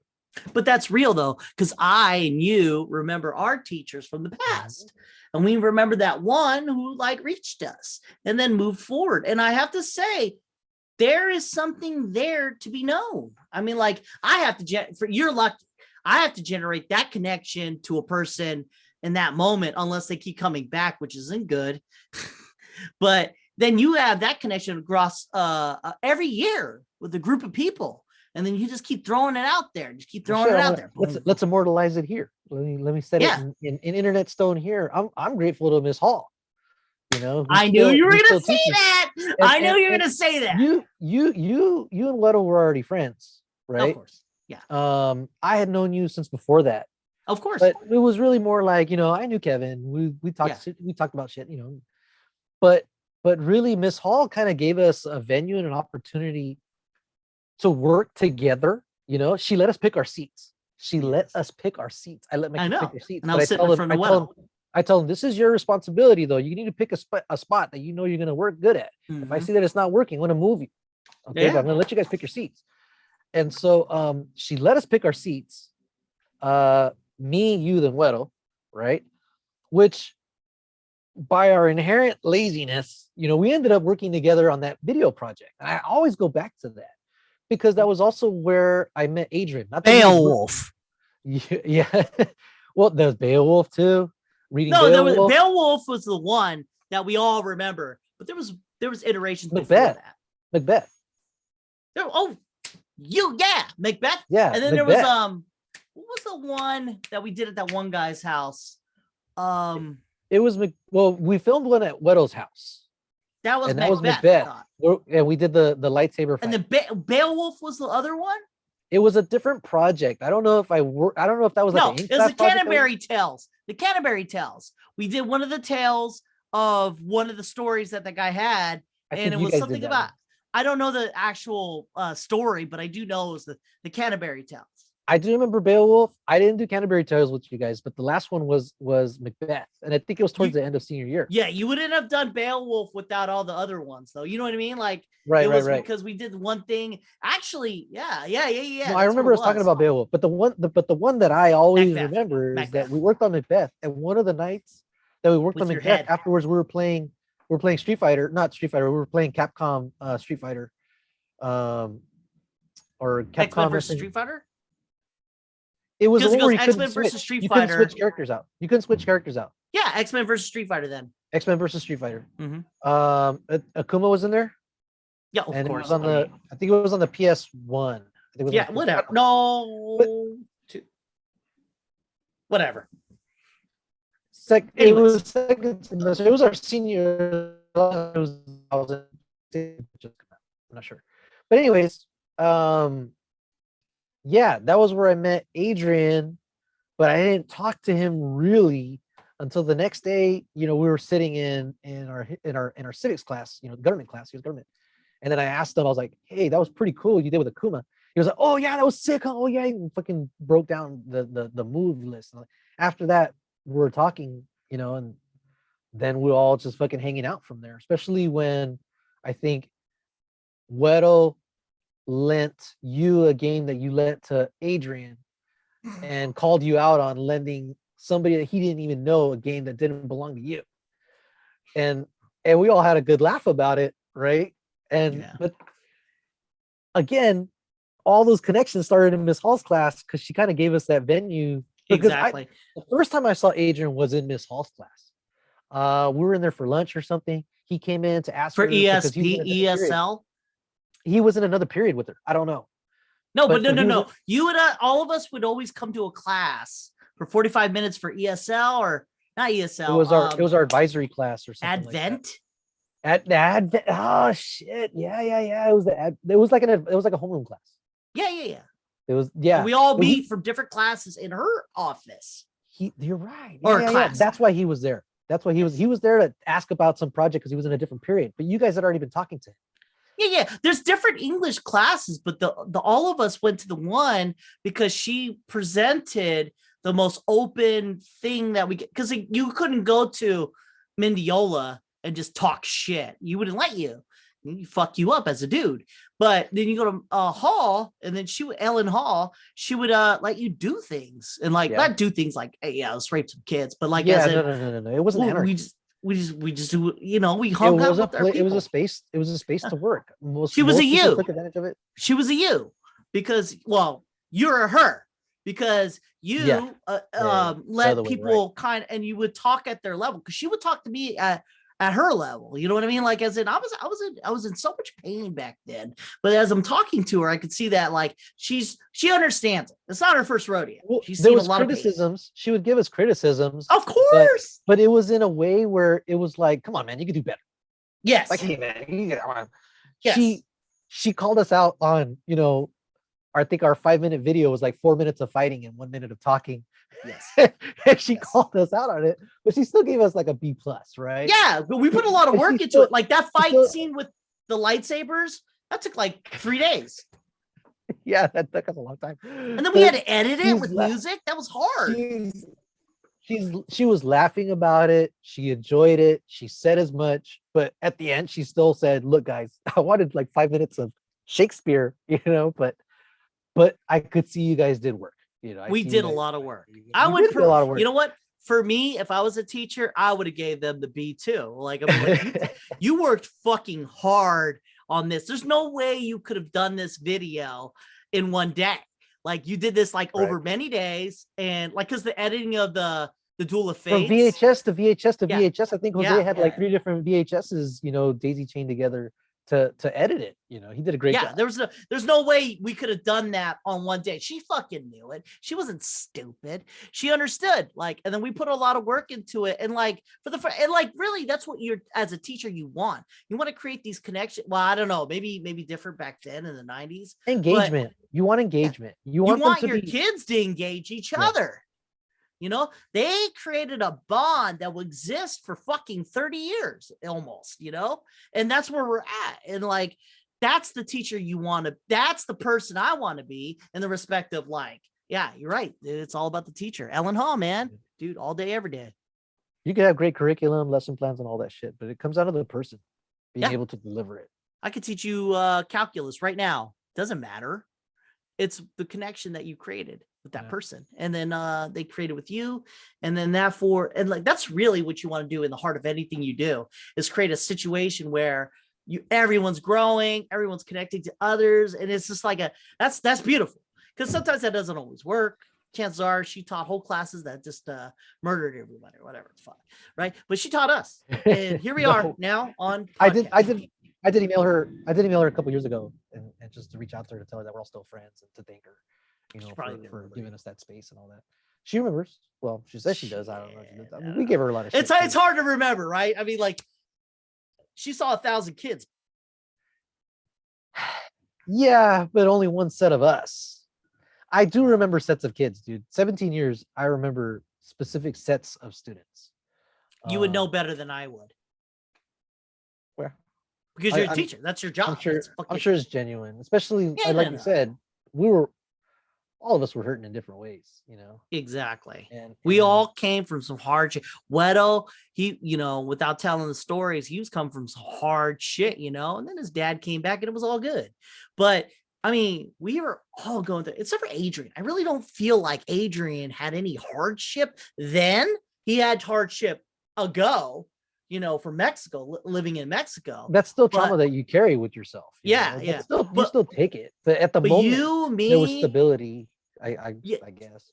Yeah, but you and me and Wedo and everyone that we knew, we all had hard shit going on without even talking to each other. Honestly, we didn't know this shit until later.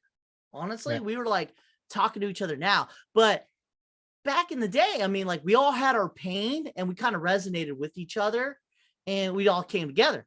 It's like we knew it without having to talk about it. Exactly. Because we were children. We didn't know what to do. And now we can articulate everything we say. And it gets kind of weird because you're just like, oh, that happened. And then like, because I like Adrian would tell me things. I really didn't understand it on the level that I needed to. But then as I got older, it contextualized to, oh shit, that was rough. You know, and then like you had some shit going on too. So Chato, all of us, man, we fucking had some hard ass shit. And then like, we didn't articulate it at the time, but we resonated with each other. And that's just lucky. I think that's just a thing. You know what I mean? We got lucky. And then at the end of the day, we all know some shit. Some people are kind of slower than others. It's an interesting, you know, like nexus point, right? You know, we got lucky in the master schedule, you know, that they ended up putting us in those periods at those times. Yes. With Miss Hall, you know, and that we're all the same grade and around each other, right? Mm-hmm. Yeah, I guess we got lucky, or it was God, or we got lucky. But we got lucky because I'm talking about it. I mean, like you and me are chaff. Like we could have just like forgot about everything, not talked to each other at all. But we are literally talking about some shit that happened like 20 years, 30 years ago or some shit like that, you know? And it's just like, damn. I would call that lucky because I don't know anyone who talks with a group of other people and they had this whole thing that went down like 20 years ago and then just continuously kept with each other, you know? I don't know. Yeah. Well, I think me and you, I think I've always appreciated, you know, being engaged and just arguing, you know. We argued so much. It's legendary, and it's to the point where as people think back on it, they think about you and me arguing. Yeah. They don't remember what the fuck we were talking about. They just know we were arguing about it. Yeah, and that's real, dude. That's fucking and we still real. do it. But yeah. Again, it's not. I don't know what it is. It's hard for me to describe it because it's not that I don't see value in what you present or say. I just know we have different perspectives and different ideas. Yeah. But that at the core of it, we're both good people. And I think that trust is like, well, I can't fucking figure out why he thinks of this thing this way. Oh, yeah. You know, and I know he's frustrated because he can't figure out why I'm thinking of this thing this way. Yeah. But we both know that at the end of the day, we're both good people. We want the best for everybody and our families and our friends. And we don't want anybody to feel hurt or ostracized or anything like that. But we're trying to figure out why there's that difference or why the other person can't see it the same way. Yeah. There's sometimes I'm like, why the fuck aren't you seeing this that my way? This goes beyond podcast, by the way. Like there was one time it was, and we don't always end up agreeing. Like, oh no, I still don't understand why you wanted me to fucking rank things, right? Yeah. And you can't figure out why I can't just say this is where I'm at. You know, but again, I don't understand that part. You don't understand that part. And I recognize that. I know that's, I'm a fucking Libra. What was it? I'm not, it's not a cop out, but it was funny because my girlfriend was playing a video and they were making fun of all the different signs. She goes, Libra, you think you know everything, but if I ask you to make a decision, you're going to start crying. Yeah. And I was like, I got so fucking sharp. I think I know everything, but I can't. You know, left or right. I'm like, why can't we go down the middle? Because there is no fucking middle. It's left or it's right. Like, but there's got to be a middle. No, there's no middle. It's left or it's right. Which one is it? I break down. I think that's the smartest, more of wisdom. That is, you're right. You should come to a point, like this is what we're going to do. Cause time exists, but in reality, it is a thing where for 1,000 years, yes. And 1,000 years, no. You could argue for infinity, but in reality, but we live in life. And so that would be a true thing that you'd be like, oh, this, that you're just, figuring shit out. And then you came down to a point where like, I don't know. And I think there's nothing wrong with that. This is a thing to learn. Like, hey man, hey shit, you could know stuff, but you could still not know, and like, don't shit on, it's funny. I think I cut you off. You were about to give an example where you were wrong and I was right. Yes, you were wrong. No, I was, you were right. I was wrong. You're right. No. You were right. No. I was. So we were watching Blade 2. This is the most vehement thing I've ever remembered. Blade 2. Okay. That guy who then dies. He's like a white guy. And the guy with the open mouth thing? No, not the main guy. It was a doctor. Oh, yes. And I was like, no, yeah. I was like, this guy's the fucking same guy as part 1. You go, no, it isn't. And you're right. I face blindness. So I was like, no, it was fucking. I remember we thought about it. Yeah. Fucking argued forever. Then you proved me wrong. I don't know how, because the internet was like, it's weird because when we have arguments, the internet there wasn't questions or anything. Yeah. And when we had arguments, it would pause, and we'd come back to it, pause, come back to it, and then eventually we looked it up, and you were right, and I was wrong. But like, I mean, Jesus Christ, dude, that shit was real. That was a big one because I don't think any of us had like the copy of the first one to compare head to head to the second one. No, I think we'd watched it in the movie theater and we talked about it, which made it even worse because we didn't have like a picture of the guy from the movie theater, which is why we had to come back to it later when the movie finally fucking came out. Yeah. And so then, but then we had to find a copy of the first one and put it side by side because there was no YouTube back then. Yeah, no, YouTube was not a thing. There was no YouTube back then. Hey, I have one more point. I gotta pee really bad. Can you hold on? Yeah, I gotta go do some shit. Yeah, I figured. Let me pause real quick, and then I gotta pee, and I got one more thing to link. Okay. All right. It's to meet most of her family. That's all in your head. We gotta do more podcasts because this was good. Yeah, we do. I mean, Jesus Christ, dude. It's like you think I don't need vitamin D, then you get COVID. And then so like, I'm like, fuck, I should have been taking vitamin D. This shit right here has rejuvenated me to like the highest level. I was like, whatever. I was drinking by the time you were calling. This was like 9 a.m. And I was just like, fuck. And then like this, like I wasn't too sure about it. I'm like, this will end in 10 minutes. I don't give a fuck because I'm drinking lots of whiskey right now. But this is fucking, it will rejuvenate me. I didn't even need it. Honestly, I'm in a good place. But I tell you this, holy fuck, dude. I didn't know I liked this as much as I do. Well, it's been a while, man. No, but yeah. No, that doesn't stop me from recording podcasts. Right. Yeah, but it's still that good. Anyways, all right, let's get to the point because you gotta go. Spider-Man. Remember when I said that it was him using the web, and then he snapped her neck? You said that's the comic, and then you reiterated she hits her head on the floor. Remember? In the movie. And so when Homeboy goes to save her, it's like, that's a moment. And I was trying to make the connection that he had played this shit out over his head over and over and over. Instead of shooting the web, he should just went forward. And hug her the way he did. Right. Oh, yeah. Yeah. And we disagreed on that because he used the web. It just so happened to work. I'm thinking about the snapping of the neck. And it was like, because I just watched the podcast. That's why.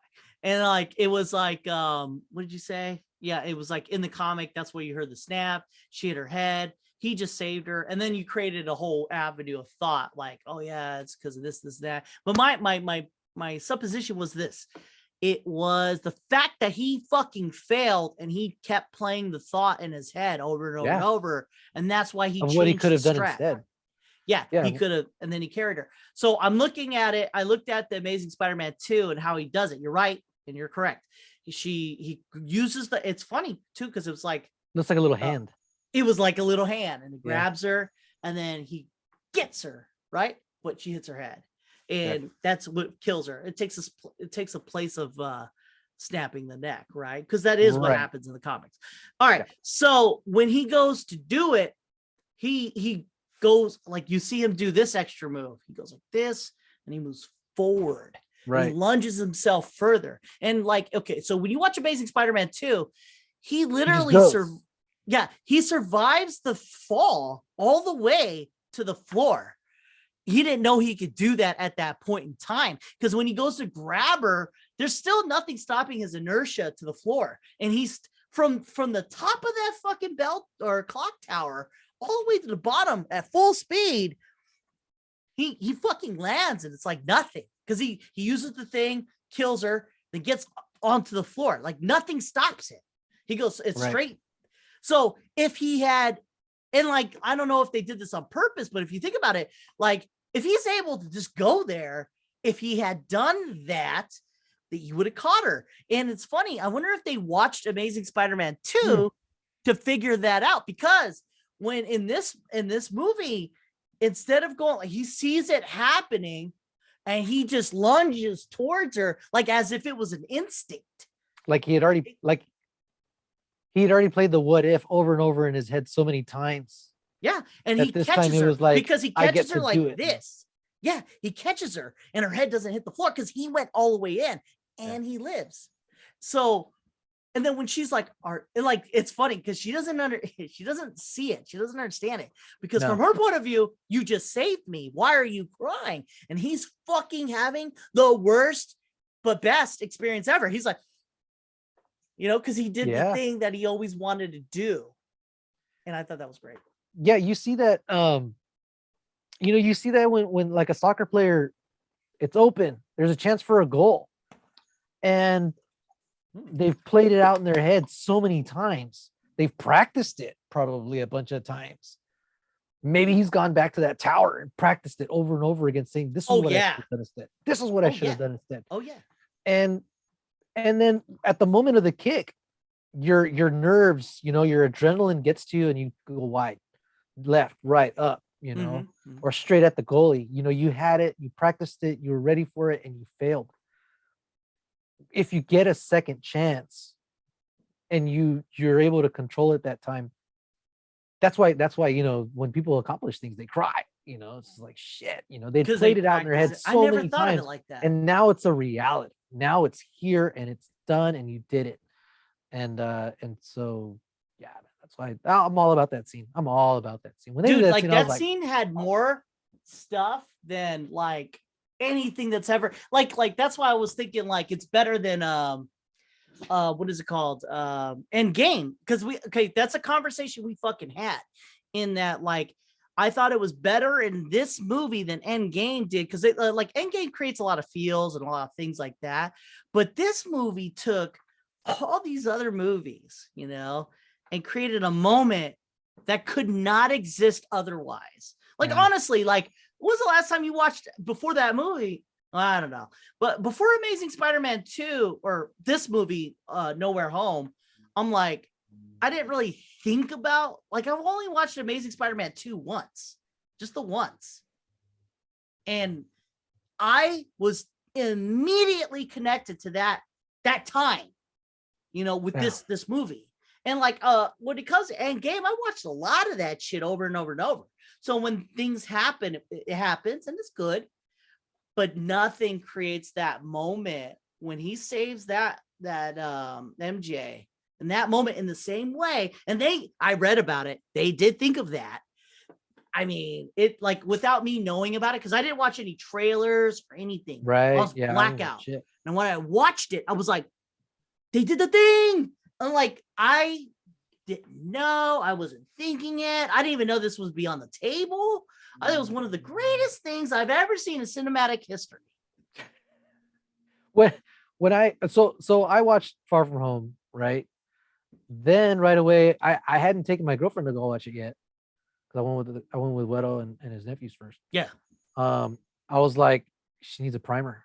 So, I showed her Spider-Man 3 and Amazing Spider-Man 2. Okay. We didn't have time to watch all of it. The two worst movies. right? But you know what?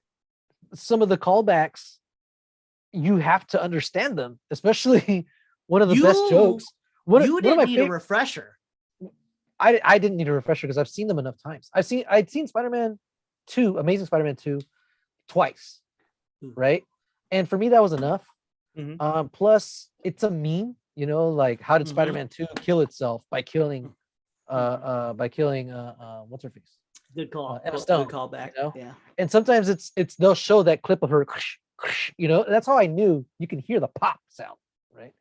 Because I'd seen that a lot of times. It's more visceral when you see it. I watched it recently. I mean, literally 20 minutes before we did the podcast, I seen it, and it's fucking hard, dude. Yeah, like it's hard, man. I'm surprised I forgot any of it, dude. I mean, Jesus. So, but another bit that I was like, you know what, she's not gonna get it if she hasn't seen this one, was when Ned asks Tobey Maguire Spider-Man, it's like, hey, did you have a best friend? He's like, yeah. And then he died in my arms after he tried to kill me. It was so funny. It was so funny. I was like, there's no way she's gonna understand this if she hasn't seen that one. Smart, dude. That was such a smart move to do it in that way, because like, I mean, like, you know, that's so smart, because you and me are different. Well, I mean, not you and me are different. We are different than most people in the sense of when we see something, we understand the callback because of that. So like, I did not watch any of those fucking movies. And then when I watched it, all of it was clicking in my head, like, oh shit. Oh, and then so when that happened, like I knew bits and pieces of it, like in Amazing Spider-Man, it had that gravity to it that I didn't even know I had. Like, it's not like I watched Spider-Man 2 just the once, but it was enough to like, whatever. I knew that was coming. When she died, I knew. Right. And when it happened, I'm like, you know, I didn't care. But when you watch this, now you care. You care about Andrew Garfield. Yeah, exactly. Exactly. I don't give a shit about his movies, but now I want a part 3 because I'm watching this fucking movie with No Way Home. And when he does that fucking thing, I was like, where have you been all my life, dude? Why aren't you in more movies? Well, you know, going back and watching Amazing Spider-Man 2 after watching No Way Home, I was like, it makes it better. It does. It makes that movie better because you know it's gonna progress. It's part of his chapter. It was the same thing that a lot of people thought about like Age of Ultron. They wanted to see Thanos. They were like, oh, yeah. Hey man, this is an adventure. This is an Avengers adventure. This is another chapter. We're gonna reference shit from this movie later on, and it's gonna pay off. You know. Well, hopefully. Well, it did. No, it did. But at that time, hopefully. Oh yeah, at the time we were just like praying, and we didn't have the Russos yet. Yeah, man, dude, I watched. Oh no, we did have the Russos because they had just put Civil out War. Winter Soldier. Yeah, Winter Soldier. No.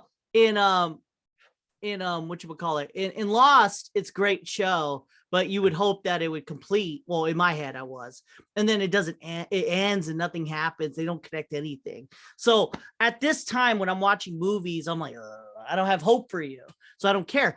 But in Infinity War and all that, I had hope, even though there is no hope. And then when they paid it off, that's why you have this fucking moment where you're like, oh my God, it's so good. So when I'm watching Spider-Man, once again, nothing, I wanted to watch it, but I didn't really like want to watch it in the sense of like, not like Infinity War or Ed Game. I would slip my wrist for Ed Game. That was a 10-year climax, you know? Exactly. So when you're watching the Spider-Man movie, my level of appreciation is like right here. And then they do that scene. And I'm like, oh shit. And it creates a fucking situation where it's beyond Endgame. Endgame could never accomplish what they did because I didn't even watch that fucking Amazing Spider-Man 2. I watched the one time and that was it years ago. And they created a moment in which I'm like, what a callback. Yeah. And all this shit I've seen before. Like there's all this shit I've seen in my life. Like, you know, you got your Death Note, you got your Shield Hero, all this stuff that's way better than everything. They created a moment where I'm like, you got me. That's crazy. Yeah, it was, I mean, shit. Endgame had a lot of I think, obvious callbacks, you know?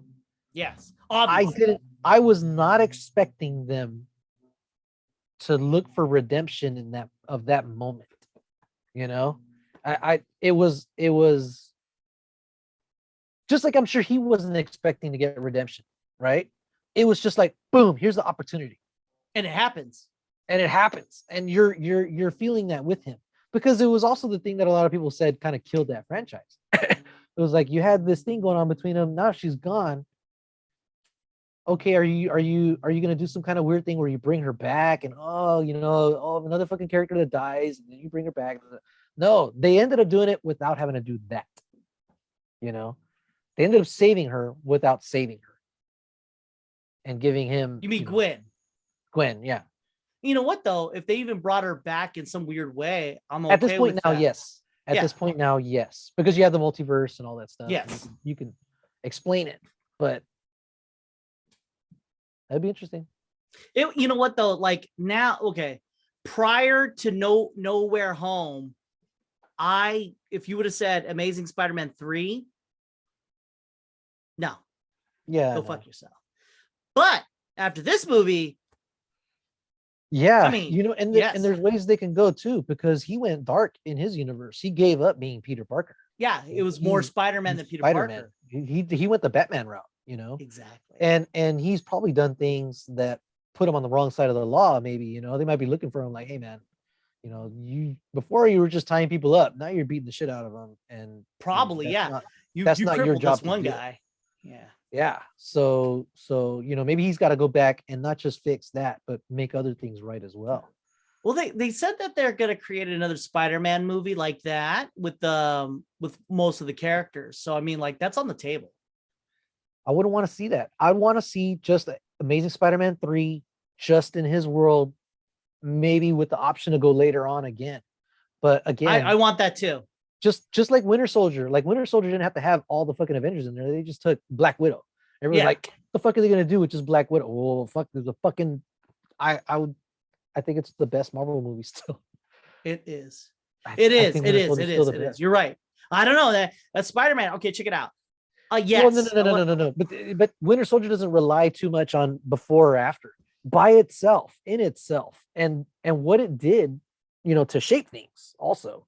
And you know what? You're so fucking right, America, dude. You're right, because like in Winter Soldier, when that came out, we only had Avengers and all these other movies, and all we had to do to rely on this fucking movie was the original, which is good now, but when we watched Captain America, we were underwhelmed.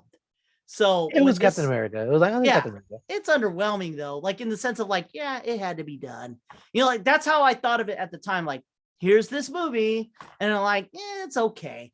But like now it's different. Like I'm like, yeah, it's a good movie now. Like it's different. I have more of appreciation for it. For the original Captain America or for Winter Soldier? The winner. Well, no. In the original Captain America. Now when I watch it, I don't have it with disdain. I'm like, oh, this is part of it. This is part of a bigger body. So it's good. And I could accept all the failures in it.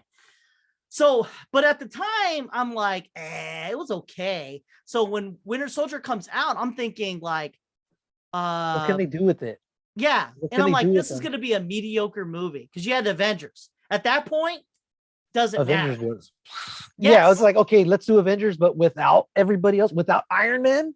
Yes. How do you make an awesome movie without Iron Man? Yeah. And so like you have Avengers, and then you have this movie, and I'm like, whatever. But they created a situation and tone where I was like the whole time from that point, it was better than Avengers. Like it was better than the money made more. That Avengers movie made more money than but it was better. Like for all time, if I had to say what was the best movie up to Winter Soldier, it would be Winter Soldier. Up to that point. And then like lo and behold, they make Civil War. They're like, how can we make the Winter Soldier better? That's literally what it felt like. Oh, add all the Avengers, duh. I mean, like, shit. Fuck, dude. Like right now, after we get off, I'm gonna watch fucking. I'm no shit. I'm gonna have to watch one of those later. I have to watch. Just as we're talking about, I was like, Jesus Christ, I'm not just saying this shit just to say this shit. This shit's real. Like, I really want to see this shit. It's that good. And like, God, can you imagine if you made something good from parts of a thing, and then you could do more to make it good with other stuff. And then here you go make Civil War. You're like, I'm adding this other stuff. But and I still gotta, I mean, I still gotta put Winter Soldier above them all because it changed For the what it universe, did. raised the stakes without needing all that hype around it, without needing so much star power either. You know, it That's was a hard the writing, concept. It was the writing, the characterization, Yeah. the action was unique. You know, Yes. we're like, holy shit, he's a fucking badass. You know, the fight choreography, the sounds, the music. It was just there's a lot going on there without needing to bring in Robert Downey Jr. and all the other Chris's and the whole universe and multiverse without having to do such a big spectacle. You still get something fucking awesome. It is a hard thing to explain that sentence though, but it's easier if you do it this way.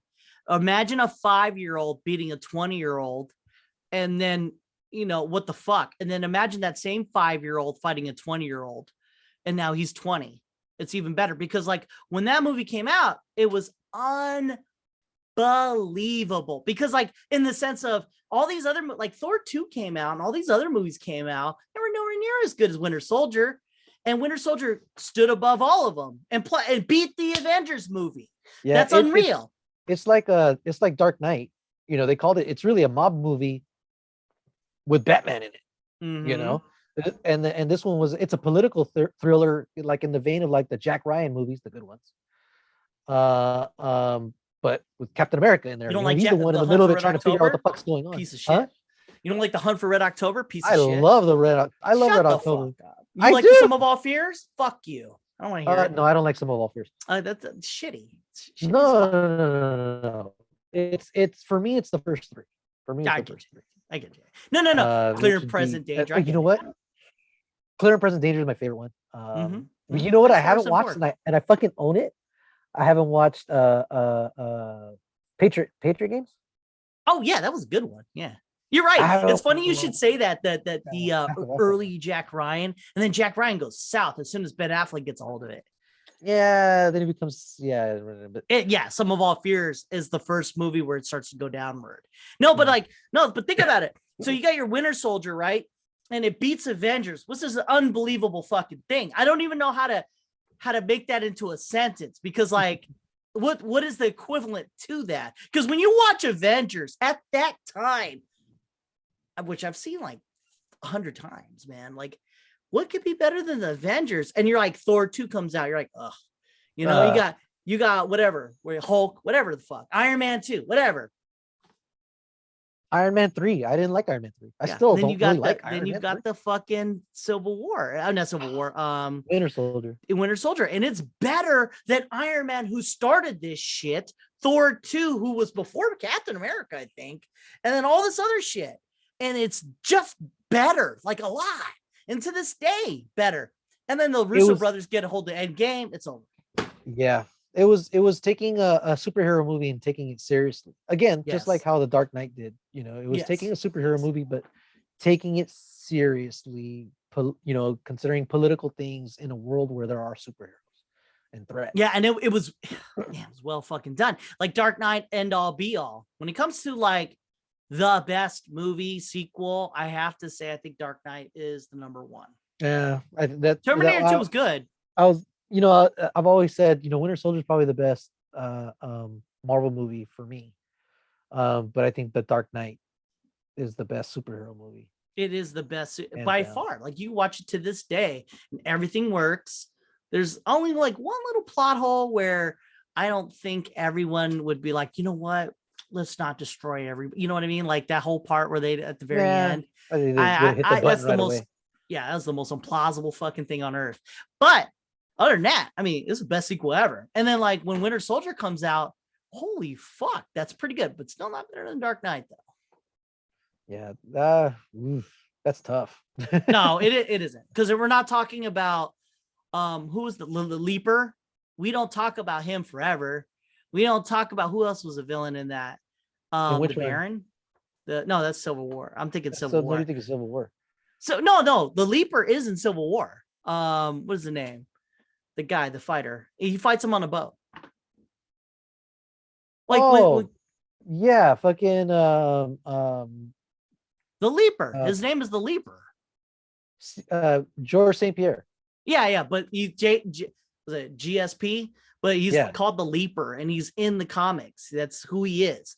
But we're not talking about him. We're not talking about Crossbones. We're not talking about who else is bad in that. Whoever the fuck the main bad guy was. I forgot his name. Fox. Fox something. No, Fox is he's in Batman. He's the one that helps. No, the main bad guy in that. The senator guy. But we do talk about the Winter Soldier.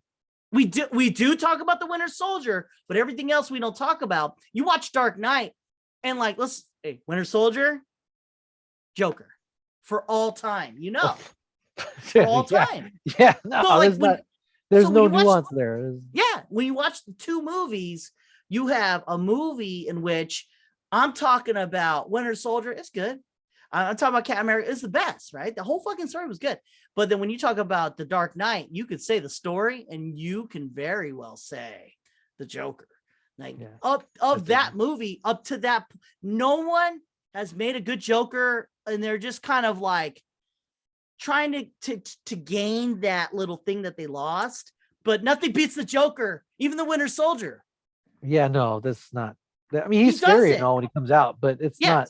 He's not as scary as the Joker. The Joker made 30,000 feet malice. without giving shit away. You know, does the Batman get close to any of the other Batman movies? The Dark Knight is by far, like I said, the best fucking superhero movie ever. Sequel. It's a good movie altogether. A movie. In comparison, when you're talking about the Batman, that is the best Batman ever portrayed on film. Batman. Now, the movie isn't the same as The Dark Knight. The Dark Knight's a great movie, but the Batman has the greatest Batman. Ooh, now, when you say it's a movie, it's good. It's good. It's really good. You watch it, you like it, good. We might go to watch it. We've been trying, dude. We've been trying, but it's just no, you're busy. You're doing shit. Well, you're doing real shit. My girl's in school, dude. She works from 8 to 5. You know, she works half an hour away. Hey man, it is 8. I understand life. You know, but props to her though, because she's fucking handling all this shit in stride. And I've had the last 2 weeks off. So, you know, she wants to do shit with me, so I wouldn't want to go watch the movie without her anyway. Oh, that would be a bad move. Yeah, and she could give a shit about Moon Knight, but it's our thing, you know. Yeah, of course. The new shows. It's your Mandalorian. So yeah. Oh fuck, dude! I want his new fucking ship. I know. On we talked about that in the last pod. Right now, I don't care. I'm fucking saying it right here. I want it right here. Yeah. Right now. I like the colors. I like everything about that ship. I like the fucking feel of it. I like the energy it gives, the fastness of it. I mean, like everything they fucking did was perfect with that. And then for all the shit that they give the original trilogy, I want to say I was like 18 or 19. No, 99. I was 17. Yeah. You know, and so it brings back good memories, you know, seeing that ship. I do enjoy episode 1, actually. I mean, I enjoy watching it. I like watching episode 1. I've never shat on it. I fucking can't stand seeing Jar Jar on the screen though. But I do. I can't stand that kid. Anakin. I have the kid. Oh, the kid too. But I like Qui-Gon Jinn. For me, it's a trip seeing, you know, Ian McGregor's character right there on the side, and everybody gave him shit for that. And I go, he's a Padawan. He's supposed to be off to the side. The cool thing is that you already knew he was a good actor to begin with. You're gonna get 2 more movies where he is the shit, and you're gonna see him get to become the shit, which to me was good. You know what they should have did was make the first 3 Star Wars about Obi-Wan, and then have Anakin in the background, because when they fucking try to make it a movie, they had it seemed like a conflict of interest. They got to make Anakin the thing, but at the same time you're building up Obi-Wan too inadvertently. But if they had just built Obi-Wan and then have Anakin in the background doing the things that he was doing, it would have worked better, because then you have Clone Wars. That fucking worked it, you know. You know what? Right now, I mean, I've been reading and seeing things where they rank the third movie higher than the second movie. I still think the second movie works better than the third movie. You mean Clone Wars? Yeah. Or are you talking about the newer Star Wars? No. There is no newer Star Wars. Bullshit. That was aggressive. That was aggressive as fuck. So you're saying Clone Wars? That's what it's called, right? Clone Wars. Yeah, Clone Wars is the second one. I still is think better than the fucking Revenge of the Sith. For most of it, Revenge of the Sith doesn't really get good until the end. Dude, I mean, really? That in it and of itself. I'm not convinced. I'm not convinced by Anakin's turn. Oh, on the third one. In the third one, yeah, his turn to the dark side to me is it's not there. But I'm not convinced of his love and her love for him. That's not what engaged me. What engaged me in the second story was, again, Obi-Wan going out and being Detective Obi-Wan, trying to figure shit out and fighting Jango Fett, and, But that wasn't an epic fight. No, you're right. The end of episode 2 was an epic fight. The fight in that fucking arena. Oh, that yes. But when they fought each other. Oh yeah, okay. That's what I'm saying. That's what I'm saying. The end of episode 3 to me was fucking awesome because I was watching what I had heard and read and whispers and little things here and there. Because again, internet pretty weak at this point, right? And so you had only really heard I knew Anakin's name, and I felt like special for knowing that Darth Vader's real name was Anakin Skywalker. And yes. You know what I mean? I agree. Right? Because way back in the day when you learn that shit, you're like, oh, that's real when you know shit, it's a thing. Like the little thing that you knew. His body's all fucked up because he fought Obi-Wan and lost. Oh shit. Oh, Obi-Wan left him for dead at a volcano. What does that look like? And guess what? It was better than I imagined. Yes. It was better than I imagined, and it had all the pain in it too. Because again, Ian McGregor fucking brings it.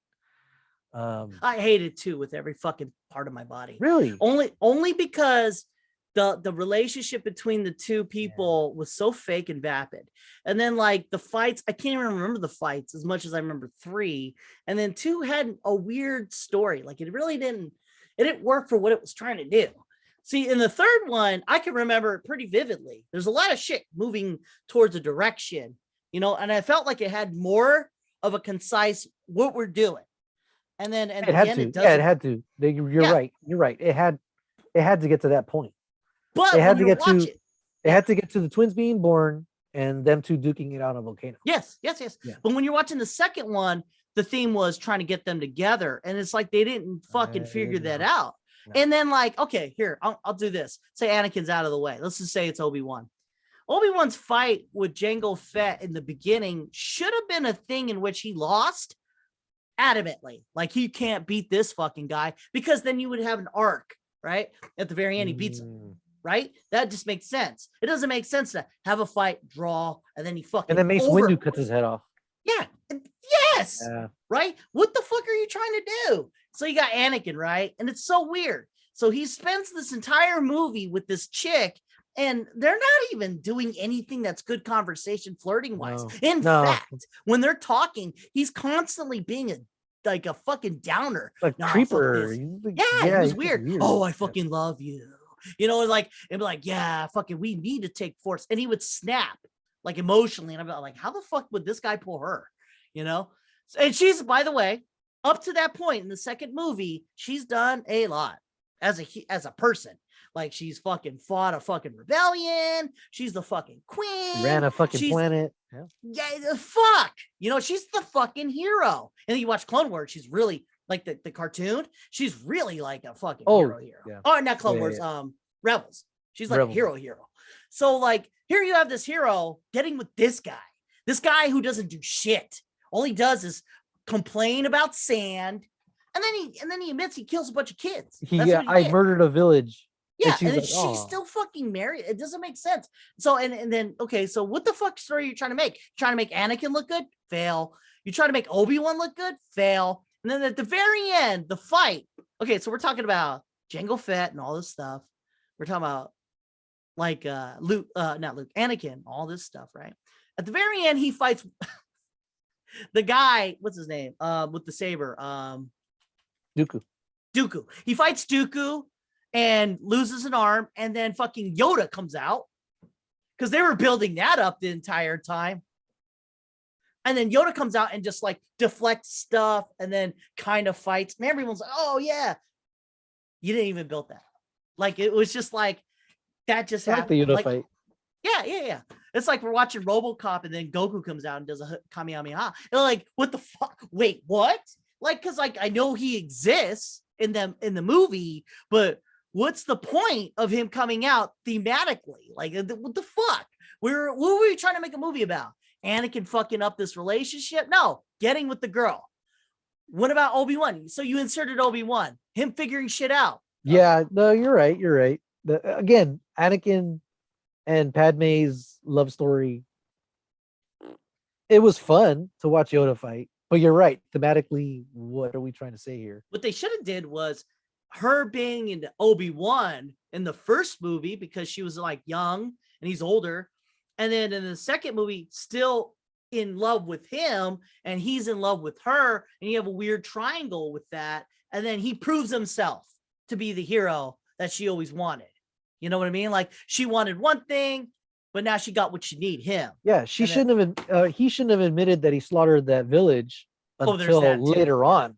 Yeah, I mean, like, fuck, they didn't really need to have that at all. Like, what were you trying to accomplish with that? Oh, look how dark he is. Fuck, we already know he's dark. How do we get to...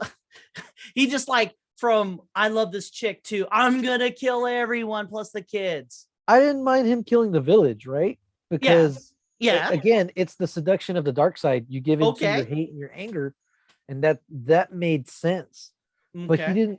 But he didn't have to tell her, because then you come up with the problem of, well, she's willing to go ahead and get with somebody who slaughtered an innocent village. Exactly. And like you took the entire first movie and then you have the same character of that first movie up to this point, and she's into does she seem like the lady who would be with a guy like that? Like a hero? Wait, he's not a hero. He killed kids. It's one of those things, he's being vulnerable because he admitted that he did this bad thing. But the bad thing that he did is fucking terrible. Yes. And so they were trying to create a moment where he's being vulnerable and she's going to comfort him and fall in love. I don't think George Lucas really understands what love is. Because he had full control. Like the writing doesn't make sense narratively, and then like when you start pushing them together, it's like, well, why? Like I thought she was virtuous. She's not virtuous. Like now she killed some kids in the first movie, then I killed kids too. I get you. But that's not what happened. You had this virtuous person who fucking did like a rebellion and then fought for her rights, in front of this galactic federation. Right. And then like, I fall in love with this guy who kills kids, who admitted it. It would have been good if he killed the kids and all that and just lied. And then you could see a hint of the dark side. But not like I am dark side. Like seriously, after you kill kids, any character, any fucking hero character, like say Jesus, he goes and kills a fucking kid. Are we on his train? Superman squishes a kid's head and kills it. Are we down for that? No, no one is down for killing kids. I mean, you go to Uganda and ask them, hey, let's kill some kids. They'll fucking understand that's not a thing. Like even fucking animal, other than bears, animals understand, like, don't kill the kids, But I don't know. Maybe that was just too far. Maybe I would have just like maybe killed some people and then be like, I didn't do it. And then he lied to her. And now they're in together. And then when she finds out. He could have just kept it from her. Oh yeah, that too. But in the third movie, once she found out, then she's like, "I fucking can't believe you did this shit, and you've been lying to me this whole time," and blah blah blah blah blah. That's better. It's betrayal, all this stuff. But whatever, it's old hat. I can't believe you would think the second movie would be better than the third. Well, for a long time that was the thought. And I'll have to watch them again now. Exactly. I bet money you will change your tune. The first movie's not too bad. The third movie's good. That second movie. Really? Yeah, for everybody, the second movie was the one that made it for them.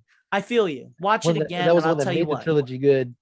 Yeah, I'm gonna have to watch it. But yeah, the whole love thing was cringy from day one. It's always been cringy. If you took out Rogue One and then had 1, 2, 3 and the fourth movie would be the best, because the way the comedy is and the way the the whole movie narratively, because like we're at a level where action isn't a thing. Like if I see someone all doing all this shit, I don't care. You don't care. None of us care. All we care about is the story. I guarantee it. And then like you watch that fourth movie, the New Hope, better movie altogether. Are you alive? I see you frozen. Uh-oh. Oh. Well, actually, I switched it to you. So you're the host, but I'm in like, okay, so like I think I paid $20 a month to create a 70p format. Mm-hmm. And I'm noticing now that when I switched it to you, it's concise. And in the future, I think that you should be the host. I could create it and send it to you as the host. Because like, look at it. Look how fluid it is right now. Well, I don't know. No, I could tell from my point of view. Like my quality is really good on my end. You have not jittered, not one bit. Well, I mean, this whole time we've been hotspotting off my phone too, and that's would you lot switch? more. You switch back? Right now? Yeah. No, right now I'm on my phone still. Okay, yeah. Regardless, though, I mean, even when we were talking this entire time while you're on your phone, you froze a lot, like image-wise, but voice was kept going. I'm telling you, this is what it is. It is the upload speed. So between you and me, my upload speed's higher than yours. So, no, wait, am I saying this right? Yeah, no, I am. Yeah, because then when you're in there, you're just doing download. You're downloading me. And I'm uploading myself. Since my upload speed's faster than your download or upload speed, we should do it like you're the host. Look at it. Look at it now. Look, it hasn't stopped not one bit. Looks the same for me, though. Well, that's not what we're... Yeah, well, from your point of view, it looks the same. But I'm seeing both ends. I'm seeing me. I'm seeing you. And so I think the best thing to do is going to be to check the recording. That's a good idea. Yeah, because that's what you're putting out. I mean... You weren't moving. Well, you're right, though. That'll be the test of time. But I have a theory that I'm right, and it should be you hosting. So I'll create the thing and send you as the host. Okay, we'll do that next time. Okay. And then we'll put it next to each other. Do you have any final thoughts? I need to go watch the Batman. I need to watch Moon Knight. I haven't seen it either. What's up next on the horizon? What are we looking forward to? We got Doctor Strange Part 2. Is that coming out this year? Yeah. Early this year? Is that Oh, May? no, dude, it's coming out this year. Not early. I think November-ish. I thought there was a May release for something. Well, that could be possible too. Because there's nothing else after that, right? Oh, yeah. Thor 4. And I'm hearing that Maverick is supposed to come out against Doctor Strange. Yeah, I think Top Gun is on the way, and I think it'll be released around 4th of July, and I think they're pushing Doctor Strange around that same time. Shit. Should be nice July. And I bet that's stupid, though. Top Gun at this point in time should not come out at the same time as a Marvel movie. It should come out on a fucking random ass day. Yep.